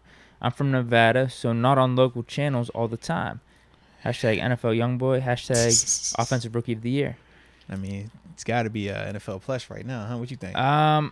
Or what do you use? Because I kind of like the NFL Plus thing, not doing the full all 22 stuff that like I pay for, but I think everything is like $4.99 or something like that. But you can only watch it on your phone or a tablet. That's the only catch with that. I think the problem with NFL Plus too is we haven't hit the regular season yet, but from what I know, is you're only going to be able to watch games in market. So he would be just running into the same problem again. See, you sure? Because I thought from what I had saw was that he'll be able to watch them on No, he could watch it as soon as it's over. He wouldn't be able to watch it live. You can watch, you can watch the replays, the film, and stuff. Whereas in beforehand though, where would he watch even that at? That was the other issue. Because there's nowhere, like once the game is on TV, it's like nowhere you're gonna be able to find that unless you're going NFL Plus. So yeah, basically NFL Plus is a souped up NFL Game Pass for your phones and tablets because they give you actually now access to watch the full games in market. You'd be getting them anyway on your main TV. Yeah. But also with the film sessions and watching the full replays and stuff. Yeah. I'm trying to think if there's anything else. Because I know during the preseason, you're able to watch all the preseason. Yeah, during the preseason, you can watch any of them out of market. It doesn't matter. I just don't know in particular, like you said, man, when it comes down to regular season, that's the part. But I know you could definitely watch them as soon as they end. You would definitely be able to do that. And that was something that you could not do pretty much anywhere else. Stream East is out there. Yeah. That's like a free service. Yeah. I don't know about pop-ups and stuff like that. I don't know if Sunday Ticket is a stream. I know reliability with the connection. Does Sunday Ticket have a streaming service? I know they got DirecTV, but I don't know if they can stream only with that. You're going to have to shell out, I think it's $70 a month or like $300 or $400 like up front, and you can get it all season. Yeah. So he'll get all those games because the weird thing about Sunday Ticket, it's the opposite of NFL Plus. Yeah. You don't get the in-market games. You get every other else, game. Though. So for him, that would work out. Yeah. That would guarantee you, I got it, but you're going to have to shell out $300-$400. Stream East for free. Just go online. But again, you might have to worry about like connection issues or like it gets a little laggy. You just got to restart the site. And I don't know if you want to watch it on TV too. It's all about what the experience you're looking NFL for on Plus, your Sundays. Man, forcing it to be phones and tablets, that's the part that kind of makes it a little like I want to be able to put it up on my screen. But I wonder if you do the mirroring of the TVs as well, like I'm talking on the phone where you could like pop it up. That might be another option as well. Right yeah. True. Come on, Ben got us out of so many games last year. Hashtag sabotage. Like to hear the truth. Thank you for that. It's always good to hear. Music to my ears.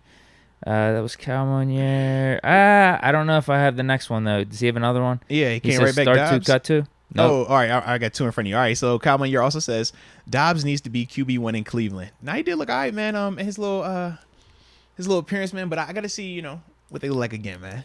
But shout out to the homie Dobbs. All right, we got Corey Hewins. He says, have any of you seen the memes of Tomlin smiling after Davis' big hit on that ladder play at the end of the game? I did not see the memes, but I did see him smile because it was one of the ones where, you want to see the young boy, man, get you a hit out there, man. And he definitely needed that. I ain't gonna lie, man. The D-line in that final group was not the best out there.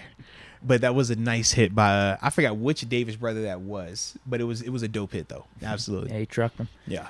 All right, now we're at the Cowboy year, the start 2 one. Yeah, so start 2, cut 2. Steeler careers. Shamarko Thomas, Will Allen, Sean Davis, Robert Golden. I remember thinking Shamarko was going to be the next Troy. Oh, there was a lot of hype around Shamarko. Oh, yeah, give me my dog Frenchie, Will Allen, and I will probably go I'm going to go Rob G. I think I'm with you. I'll go Rob G. Rob G gave me not only on defense, he was a smart player, but he also was a special teams dude, and he has one of the dopest fake punt passes that we ran in stadium against the Cincinnati Bengals, where he threw, I think it was like a 30-yarder to Hay Bay, man. It's like, let's go, bro. Let's go. But yeah, and love SD. I just think that SD, his time here was a little bit shorter. Yeah. That's what I'm checking. How long did he actually play? I think he was for only us? here for like 3. Oh. Or was it 4? Oh, he was hurt all of 2019. Yep. He came back in 2020 as like a bench guy. You remember that? I do. After being down in Washington. So really, 3 full seasons. Yeah. 2016 to 2018. Where's Rob G? Rob G's second contract due here. I think I'll go with him just because he brought that starting ability. Yeah, he started. What is that? That's like 40 games. Yeah, he started 42 like 2.5 games. seasons. Yeah. So I'll do that. I think it is close because you're right. Robert Golden bringing that special teams element. He was a captain. But I'll go Will Allen and Sean Davis. Yeah. Fish Momentum says, hope y'all Shout ready. out to the homie Schmarko too, man. That boy from the crib, man. That's my partner, them, man. Y'all know that. Big love for him. But yeah, that was the expectations, man. A lot of people did think he was gonna be that guy. He was one of them dudes, though, for me, where you talk about crazy hard worker, can do everything that you want athletically, can answer every question in the film room, but when it's on the field and it's happening fast, it took too long to process for him at times, man. And that's part of the league. That's part of the game. Or it's like you see some freaky athletes like him. He's one of the craziest athletes I've ever seen in my life, bro. Ever. Like pound for pound, the strength, the speed, like freaky. But it's just like, man, it's so hard to do it at this level, bro. Okay, we got Fish Momentum saying, hope y'all ready. Hashtag my stories also here. Here we go. Let's get it, man. Let's get it. Yeah, we're gonna pick it up. Oh, because we're already at 6:30, huh? Oh, all right. How many more super chats we got? Let me see where we at. We probably got like 10-ish. I think 10-ish. So yeah, we can get through those, and then we'll open the phone lines up to end it. Sure. Yeah. Let's go. UW says, either of y'all see how bad Watson has been playing lately? It's been bad like Sam Darnold bad. Yeah, it's been like a guy that sat out for a year. That's what that was, man. We ain't tripping on that, baby. And I'll also say this too, man. On 2 of them throws that he had in that game, in terms of Deshaun Watson, bro, they were drops. Yeah, he had one where he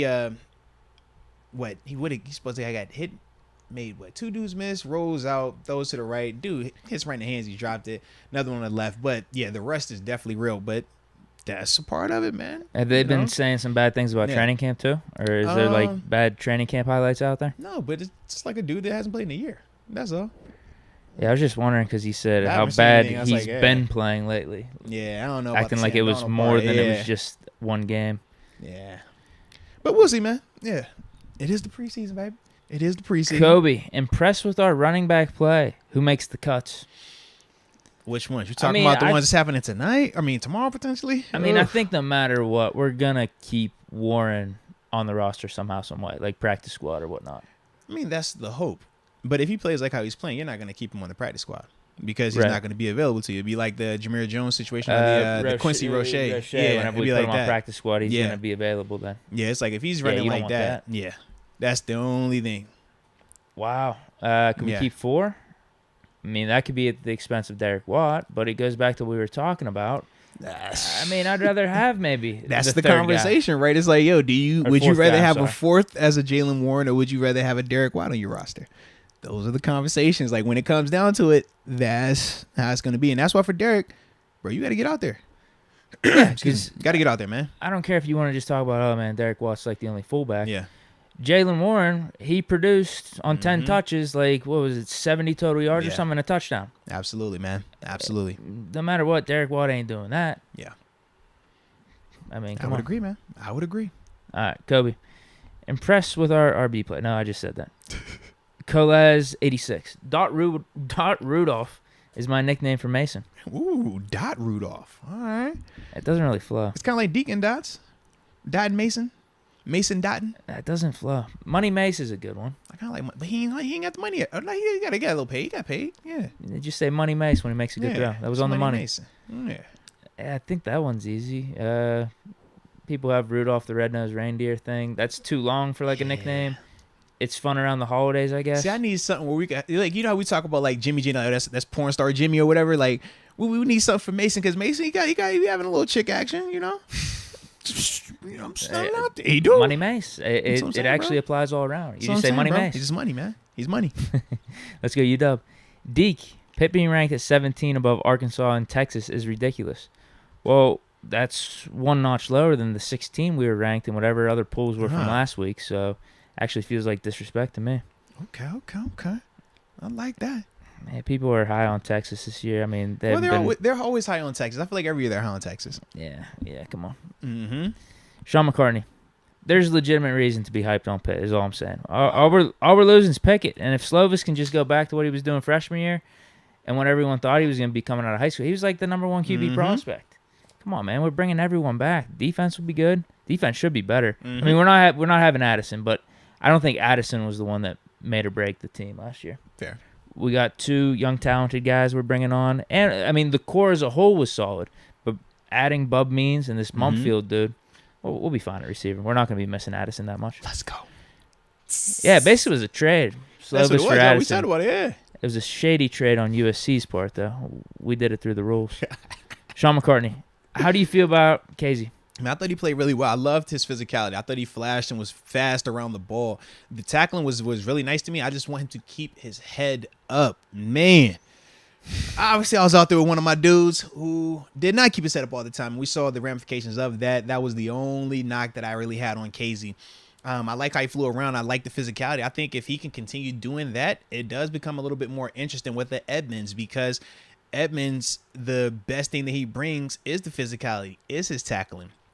But if KZ can show that he can be a physical round or down by the line of scrimmage box player as well, we know what he brings from a coverage element. We know he's led the league in interceptions at one season when he was in Atlanta. So that dynamic could make it a lot more interesting if he can continue that. But once again, this was a small sample size, one preseason game. And Edmonds still played fine. He just didn't have any opportunities to make plays, but they played those guys differently. In terms of Edmonds, he was a lot more in the post doing the Minka role, whereas KZ was doing a lot more of the Edmonds role, being down in the line of scrimmage, down in the box. So a little role reversal for those guys. But that's the context of why KZ was in a lot of those positions, in contrast to Edmonds. And Edmonds was only out there, I think, for like 3 series tops. Yeah, he wasn't out there long either. He wasn't out there long either, but he was a lot in the post, though.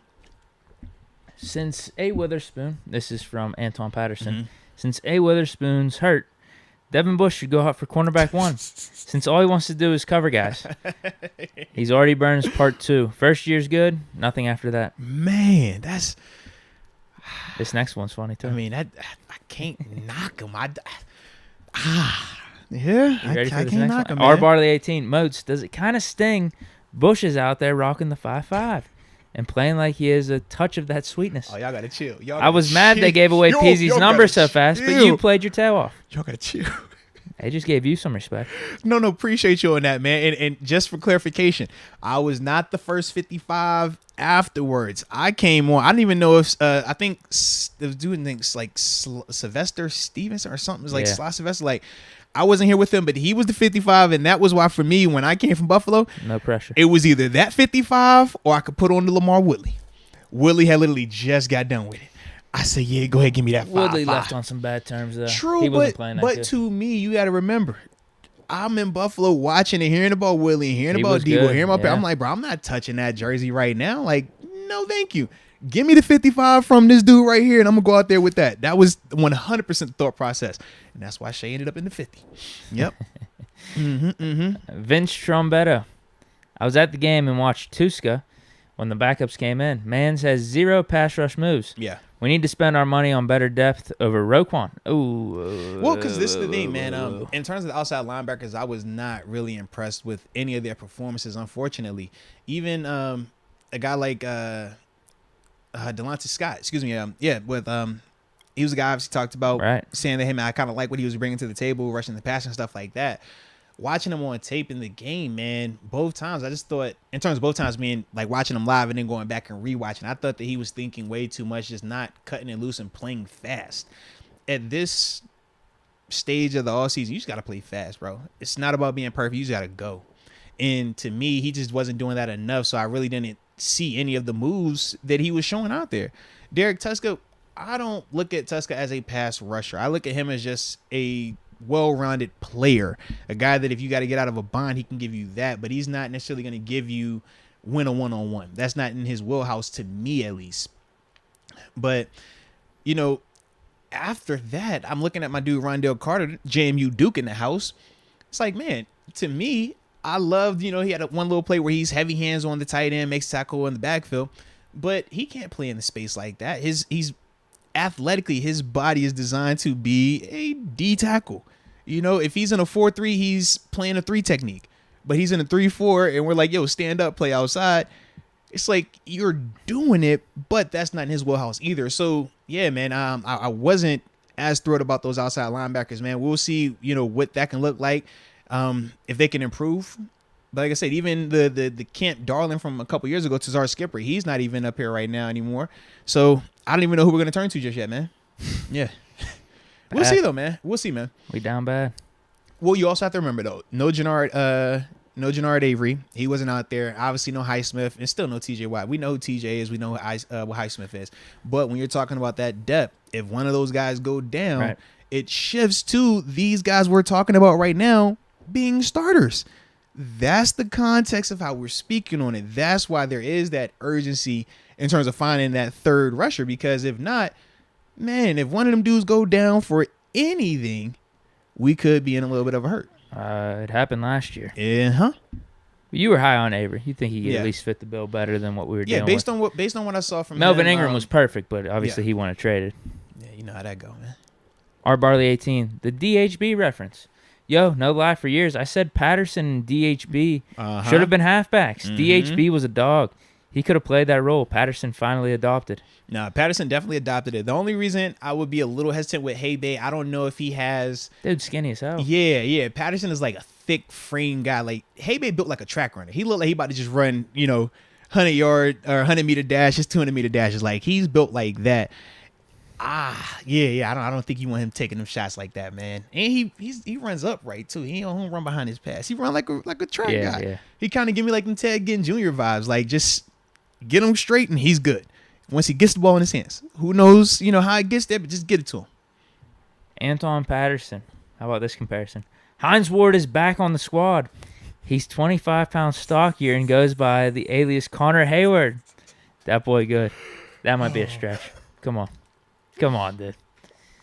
I thought the bus one. Well, I joke around with the bus one with Teague, but I mean, come on, man. Maybe this is a Connor Hayward burner account. Maybe this is a burner account. Just we gotta roll with Hines Ward to Connor Hayward. Come on. You saw that override he caught. Come on, man. You saw that combat catch. Come on, man. I'm just throwing it out there, bro. I like the optimism. Come on, though. That's bad. 25 pound stalker. That's all. That's bad. All right. I think this is the last one. Should be. Yep. Let's go, UW. NFL is planning on passing a new rule saying NFL players can't represent themselves and would have to hire an agent. Thoughts? I'm not a fan of it because it's just another tactic for the NFL to try to control players. But I understand why the NFL wants to do it, because players representing themselves, for some that are, knowledgeable and respectable enough and understand it, they can, really benefit from it, because you're not having to worry about paying up to 3% of your annual salary to the agent. So that part, absolutely, I get that. Keep money in your pocket. But the flip side is when you have guys that don't understand contract negotiations, they don't understand contract languages, they don't understand incentives or different things that could void your contracts. That's the part where not everybody understands, hey, maybe I should just get a contract lawyer, not an agent to negotiate, just somebody to review this. Not everybody does that. Not everybody is as understanding when they're having a conversation and that GM or that guy you're talking to says, I don't think you're that good. I don't care about any of them stats. I think that it's this. Well, when the agent is the buffer, the agent responds. You put all your negativity to the agent. The agent is the liaison. And he makes it nicer. Whereas when I think of me and Omar Khan, I'm like, man, I know what I said to Drew doing our negotiations to send over there. Imagine now if it was no Drew and it's me directly talking to him, there's zero chance that we would ever be having this conversation, Deke, because I only would have been here for that 1 year. But you need that buffer at times, because now Omar's like a good friend. Yeah, he's cool now. It's cool. It's all love. It's all love. Omar's all love. But that's a part of it. So it's like you're trying to protect the players at the same time. But for those that are mature and those that are, like a Bobby Wagner, for example, this doesn't help a Bobby Wagner if you make that rule. That takes money out of Bobby's pocket, because Bobby doesn't need to worry about paying that 3% or 1%, anywhere between the 1% to 3%. You can negotiate it. And not a lot of them dudes know that either. they're just like, oh, I just got to pay. It's like, no, bro, all that's negotiable by rule. But it's certain things that, man, like with some of these younger guys, you want to protect them from themselves. And I get that's what the NFL is potentially trying to do. It's probably how it's coded or being thrown out there. Yeah. But I'm with you. Like, I think a dude should be able to decide for himself. It's like, yo, if it's my money, it's my career, for better or worse, if I get it right, great. If I don't, let me figure that out. But the contrast is this. When we hear about the statistics, right? Over 80% of guys that, you know, leave the NFL are bankrupt within 2 years. They're divorced within 2 years. You hear all these statistics, and the media, the fans, they poo-poo the NFL. Oh, you guys, man, y'all got to do more for your players, do more for your alumni, do more for this and this and that. So for them, they're like, well, we're trying to do some things where we can control what you guys do money-wise. We can control what you guys do negotiation-wise, but y'all complain about that also. So it's kind of like damned if you do, damned if you don't, in a sense for them. But like I said, I see it from both sides, and I can understand it. But yeah, that'll be different, man. Yeah, at least you get to still pick your agent. Yeah, it's absolutely something you have to do, so take it serious. Pick the right agent. Yeah, you know. So we are good with that, though, man. So yeah, with that being said, bro, we're about to open up these phone lines if you are ready.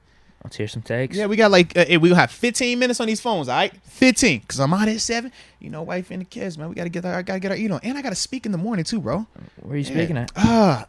North Hills Middle/High School, man. I gotta talk to all their Motivation?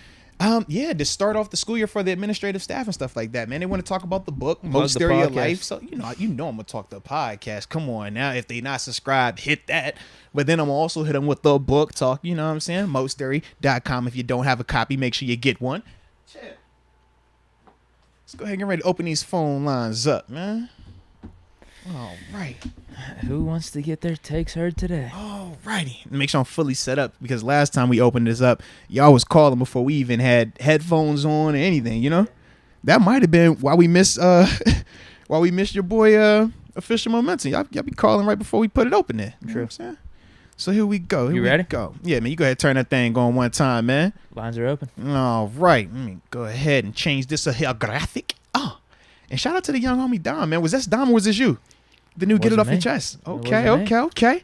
Shout out to the young guy. All right. Phone lines in 3, 2, 1. We're officially open now. So let's see, man. Who got something they want to say? Well, in the meantime, I'll read this one super chat that popped up. I don't know why you say Never that. Mind. Never mind. They called and they hung up. All right. I don't. Hello. Oh, what's going on? Yo. Talk to me, man. Who we want to? Man, see, I told you, bro. I'm getting like 30 calls right now, bro. Like instantly. All right, who we on the hotline with, baby? Talk to me, man. Moats producer games A+. It's official momentum. Oh, all right. Here he is. Uh-oh, he had to beat the rush. Go. I'm about to say, man, literally, my joint just went crazy. I had to like put the do not disturb on for a second, man. But yeah, man. So first off, how the heck are you, man? Always get to hear from you, baby. Hey, I'm good, man. Thanks for asking. I hope you guys are doing well. It's been rough. Like I said, I told Deke this last night on the chat. My high school choir teacher passed away. I want to send a shout out to the Boyce family, the Quaker Valley community. Yeah. All been a part of his life, Washington County. And it was a rough couple of days to kind of keep motivated. The man was a father to all of us students. Nah, without a doubt, man. That definitely sucks, man. And it sounds like he was very impactful as well, man, which is good when you're talking about the impact of a person's life, man. So, the fact that you're remembering him like that, man, that's a big-time thing right there. So salute him and salute you for that, baby. Oh, thank you. He was the one person out of many. He definitely gave me opportunity to kind of come out of my shell and sing. Yeah. I had my first solo, I think, I was a sophomore, and he broke the nerves out of me out of nowhere. He just said, "Go do your thing," and I just did it for him, man. So salute to Mr. Boyce. Rest in peace of heaven, my guy. Nah, no doubt, man. So with that though, man, talking a little bit. Oh, I'm getting a little feedback over here. Excuse me on that. But now, man, in terms of transition a little bit to the game and stuff like that from Saturday night, man. What was your thoughts on that, man? Anybody that stood out to you a little bit, man? Oh my God, they all look like a well-organized machine, man. A choir of angels just operating on point. From Mitch's, TD to Gunner, Anthony McFarland was out there. Man, I gotta say, man, Kenny George Pickens. We are set for the future, not just for now, but for a long time coming. And I'm feeling this Super Bowl right now. Oh, okay. That man said throw that Super Bowl talk on him one time. Deke, you know what it is, baby. Yeah, I think a lot of us are feeling the same way. Nah, we're going to see, man. We are definitely going to see with that, man. And we also need from you too. You've been telling us about these stories. Now, which one you got today, man? Come on. All right. Now. All right, man. You gotta have it a little tempo with it though. Just throwing it out there because I know other people gonna be like, "Yo, I want to call," but we gotta hear one of these stories. Yeah. Which one you got for us today? All right, man. It's the Rooney story, man. This is beautiful. Also, involves my granddad. Rest in peace to him. I'll never forget. We had years to plan this. My granddad was in the Navy. He helped with the Tuskegee Airmen, and then became a journalist and retired. And his biggest ambition prior to the passing of my grandmother, he wanted to put this beautiful monument to commemorate the Tuskegee Airmen, not just here in Pittsburgh, which I thought was amazing. There were over 100 plus in the Pittsburgh area, but to commemorate all the Tuskegee Airmen worldwide. And we put this money together. I think the Steelers organization helped. A couple big Pittsburgh companies helped raise this money to build this monument. And the beauty of it all, to have all men and women that served in the country, past and present, come and see this monument displayed. I remember the date. It was, I think it was March 15th of 2015. And Mr. Rooney got to be the special guest speaker, which I thought was so incredible. Let's go. Shout out to Mr. Rooney on that there. Now I like that. And shout out to the Tuskegee Airmen as well, man. That is huge right there in terms of our history as Americans, man. So, no, I like that a lot right there, the man. Kiesel story, I think. See, I like that. That official momentum, that works right there. That was a dope one, baby. But, no, man, we'll definitely keep you in our prayers, too, man. We know, like I said, man, that's a lot that you got going on in terms of the personal loss and your personal recovery also, man. We here for you. Absolutely, man. But we appreciate the heck out you. Hey, I appreciate you guys, too, man. I'm hoping I see my doctor in 10 days. Cross my fingers, I could be back. Definitely want to meet y'all at the games, man. It's going just don't call it a comeback, Moats. You're gonna be surprised whenever you see me. All right, then. I look forward to it, baby. But we'll talk to you next time. All right, baby. Peace. Yes, sir. Y'all be easy, man. Salute, Deke. Let's go. Peace, Let's bro. go. Hype, man. Shout out to Official Momentum, though, baby. Nah, man, from the heart. Absolutely. Yeah. Absolutely. Phone lines are open. 412-346-6955. Oh, we got one calling right now. Talk to me, baby. Who we on the hotline with? This is Michael Patrick McCracken. Oh, you talking about my Irish brother? Yes. Oh, how we doing, baby? Talk to me. Yes, I'm doing very well, man. I was very excited about that game. I think I said it on several of you guys' podcasts. I mean, I watched Deke on Bleacher Report. Oh, yeah. I talked to you two, Moats, on your live stream. No, you did, man. No, after the game also. You hit both of us, man. So, no, we appreciate you for that, man, from the heart. Yeah, I was trying to double dealing it, man. Using two computers, trying to watch you both at the same time. Let's go. I like Deke rocking the Ben 7 hat. That was sweet. Had to. Let's get it. Let's get it, man. Teach these people a history lesson. Teach the fake fans what's up, right? Hey, I was telling you, Moats, after the game. I was like, man, I've been banging on Devin Bush for a minute, man. You have. I say we trade Jason Worlds, Dante Moncrief, Limas Swede, Jarvis Jones, and Devin Bush, all for Roquan. Trade all of them. Get everybody. We'd probably have to add some first round picks with that. I hope you see what I'm doing there, putting those guys all in the same class, man. I did. I just wanted to say, can I keep Worlds out of there? Worlds at least gave us 7.5 like back-to-back years. You know what I'm saying? It's got to count for something. Yeah, I know. He did a premature retirement though, but hey, you know what? Some of those things in the game, I don't know that we saw enough of Mitch Trubisky. I mean, he didn't get the second drive. Well, I'm not banging on the guy or nothing, but. Yeah, his first drive was nice. I mean, Olszewski, or whatever his name is, was wide open in the end zone. So I don't know that we saw enough to just automatically make him number one. I realize that they're kind of putting him in that position. He's going to be the number one. He's going to be the starter. But I think, like you were saying, or maybe Deke was saying after the game, I think you have to move KP into the number 2 spot and just put Mason to 3. You got to start giving Kenny some looks at the 2s because you're doing him a disservice to put him at the 3s for the rest of the season. That's not helping him to dance at all. doesn't make any sense to have Nathan playing 2 and KP sitting on the bench. That doesn't make any sense. No, I like it. And it's different now. But also, one more thing. Yeah. Go ahead. Oh, no, you good. Yeah, number 40. Whoever, I don't know if it was Master Teague or not. There's a couple of things in there. So Master Teague, that guy, as Devin Bush doesn't hustle, like Devin Bush stands still a lot. Yeah. Whoever number 40 was, that guy was running around the field like a madman. He was making blocks. He was hustling down the field. He was everywhere you wanted to be. That guy was there. And then, did you guys see? George Pickens shoved the cornerback down? Oh, the block, absolutely. Heck yeah, man. That was one of the things that we really he just shoved him down up the line of scrimmage, man. That guy's beast mode for sure, man. Jeez. I don't know if we can be any more hype about that, but obviously, like everybody else, I felt good about that game with Connor playing fantastic, with the receivers playing fantastic. I liked the way Master Teague ran. I liked the way that Warren ran. Everything but Devin Bush and Spillane. Spillane was running around like an idiot, in trail mode the whole game. I don't know what's going on with those guys. No, I could dig it though, man. And like we said, man, that is one of them perspectives, man. And I'm hoping that this is just preseason 1. And these guys can get better going forward, man, without a doubt. But, dude, as always, Michael Patrick McCracken, man, I always love hearing from you, man. So salute you and appreciate you until the next time, baby. Thanks, fellas. Have a great day. No doubt. Let's go. He seems defeated about Devin Bush. He does. Because last year he was coming in hot with his Devin Bush. He takes. was. Now he just wants to trade him along with like 10 other guys. Yes, that does seem to be the case right now. But what I was gonna say in terms of the Kenny Pickett part that he was saying that, man, now he deserves those opportunities. I was like, or he needs to have those opportunities. I was like, well, now he deserves them. It was different prior to that.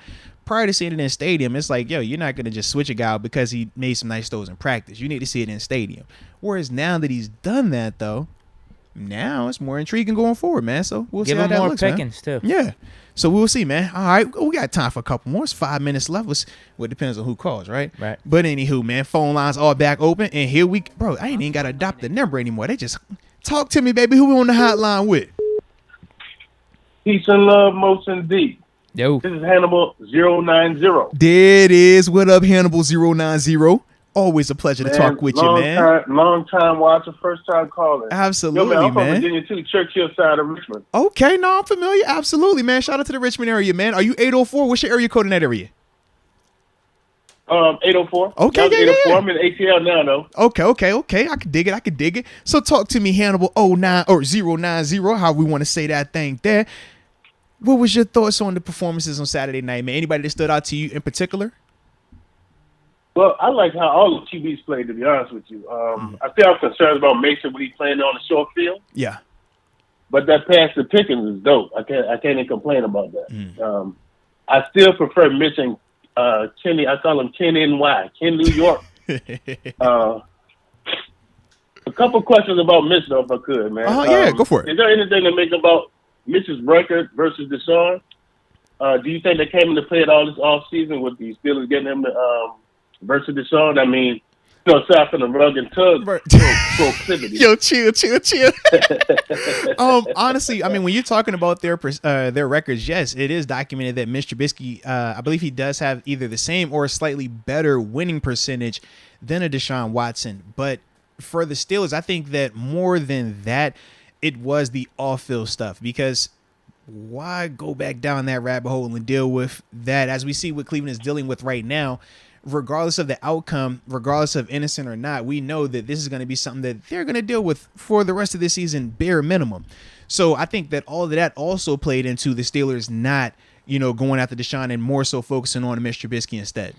I think they were also excited to see what they could do with the team around a quarterback. Yeah, absolutely. Having a quarterback on more of a value contract, whether it be Mitch at what we signed him at, right, or bringing in like a rookie quarterback. Because Deshaun was going to cost. And we saw even with him going to Cleveland, they had to pay him. That was a lot of money. Yeah. We were, like I said, literally just coming off of a situation like that where we paid, we had the franchise quarterback for how many years and paying him what we were paying him.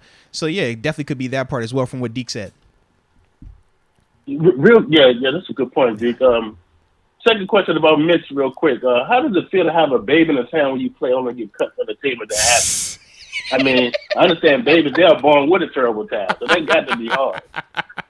No, that would suck in a major way. More so for his lady as well, man. You know, the women, when they're having them babies, they want stability. They want that understanding where, hey, I know this is where we're gonna be at. And for Mitch, if it didn't work out, it's like, hey, love, we're moving again. Don't worry about it. It'll be better next time. So yeah, hopefully it doesn't go out like that for him though, man, because you know he seems like a nice man, him and his lovely family. So we hope the best for all of them as well. Last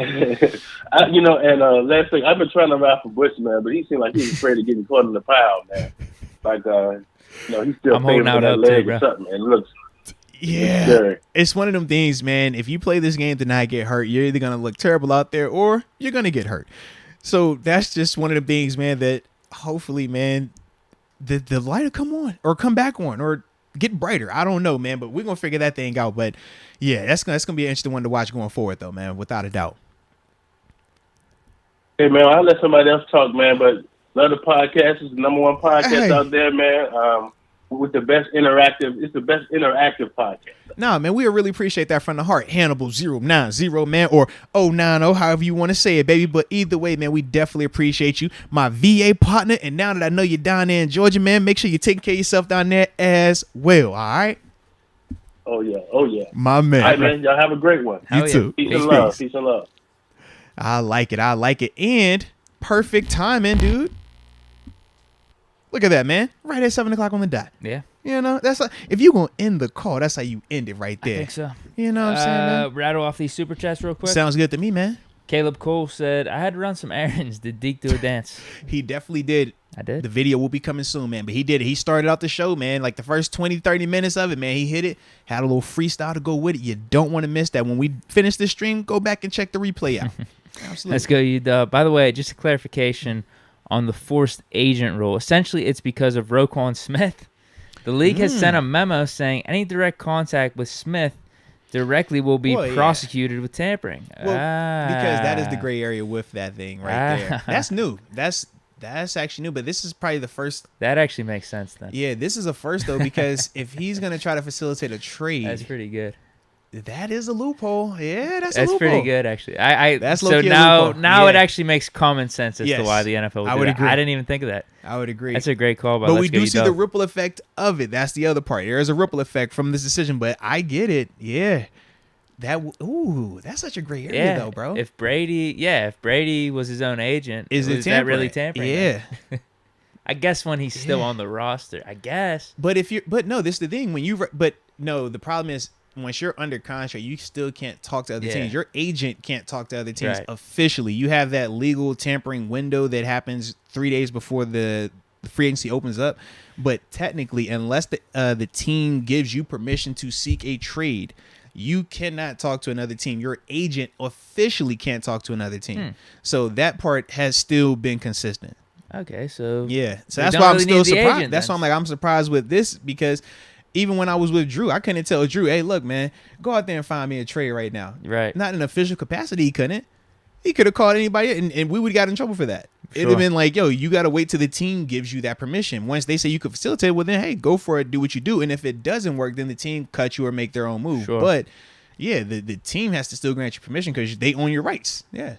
Agent or no agent. That's why I'm still just kind of like, I get it, but it doesn't make as much sense. Yeah. So, Fish Momentum, make sure you watch them Ambition videos.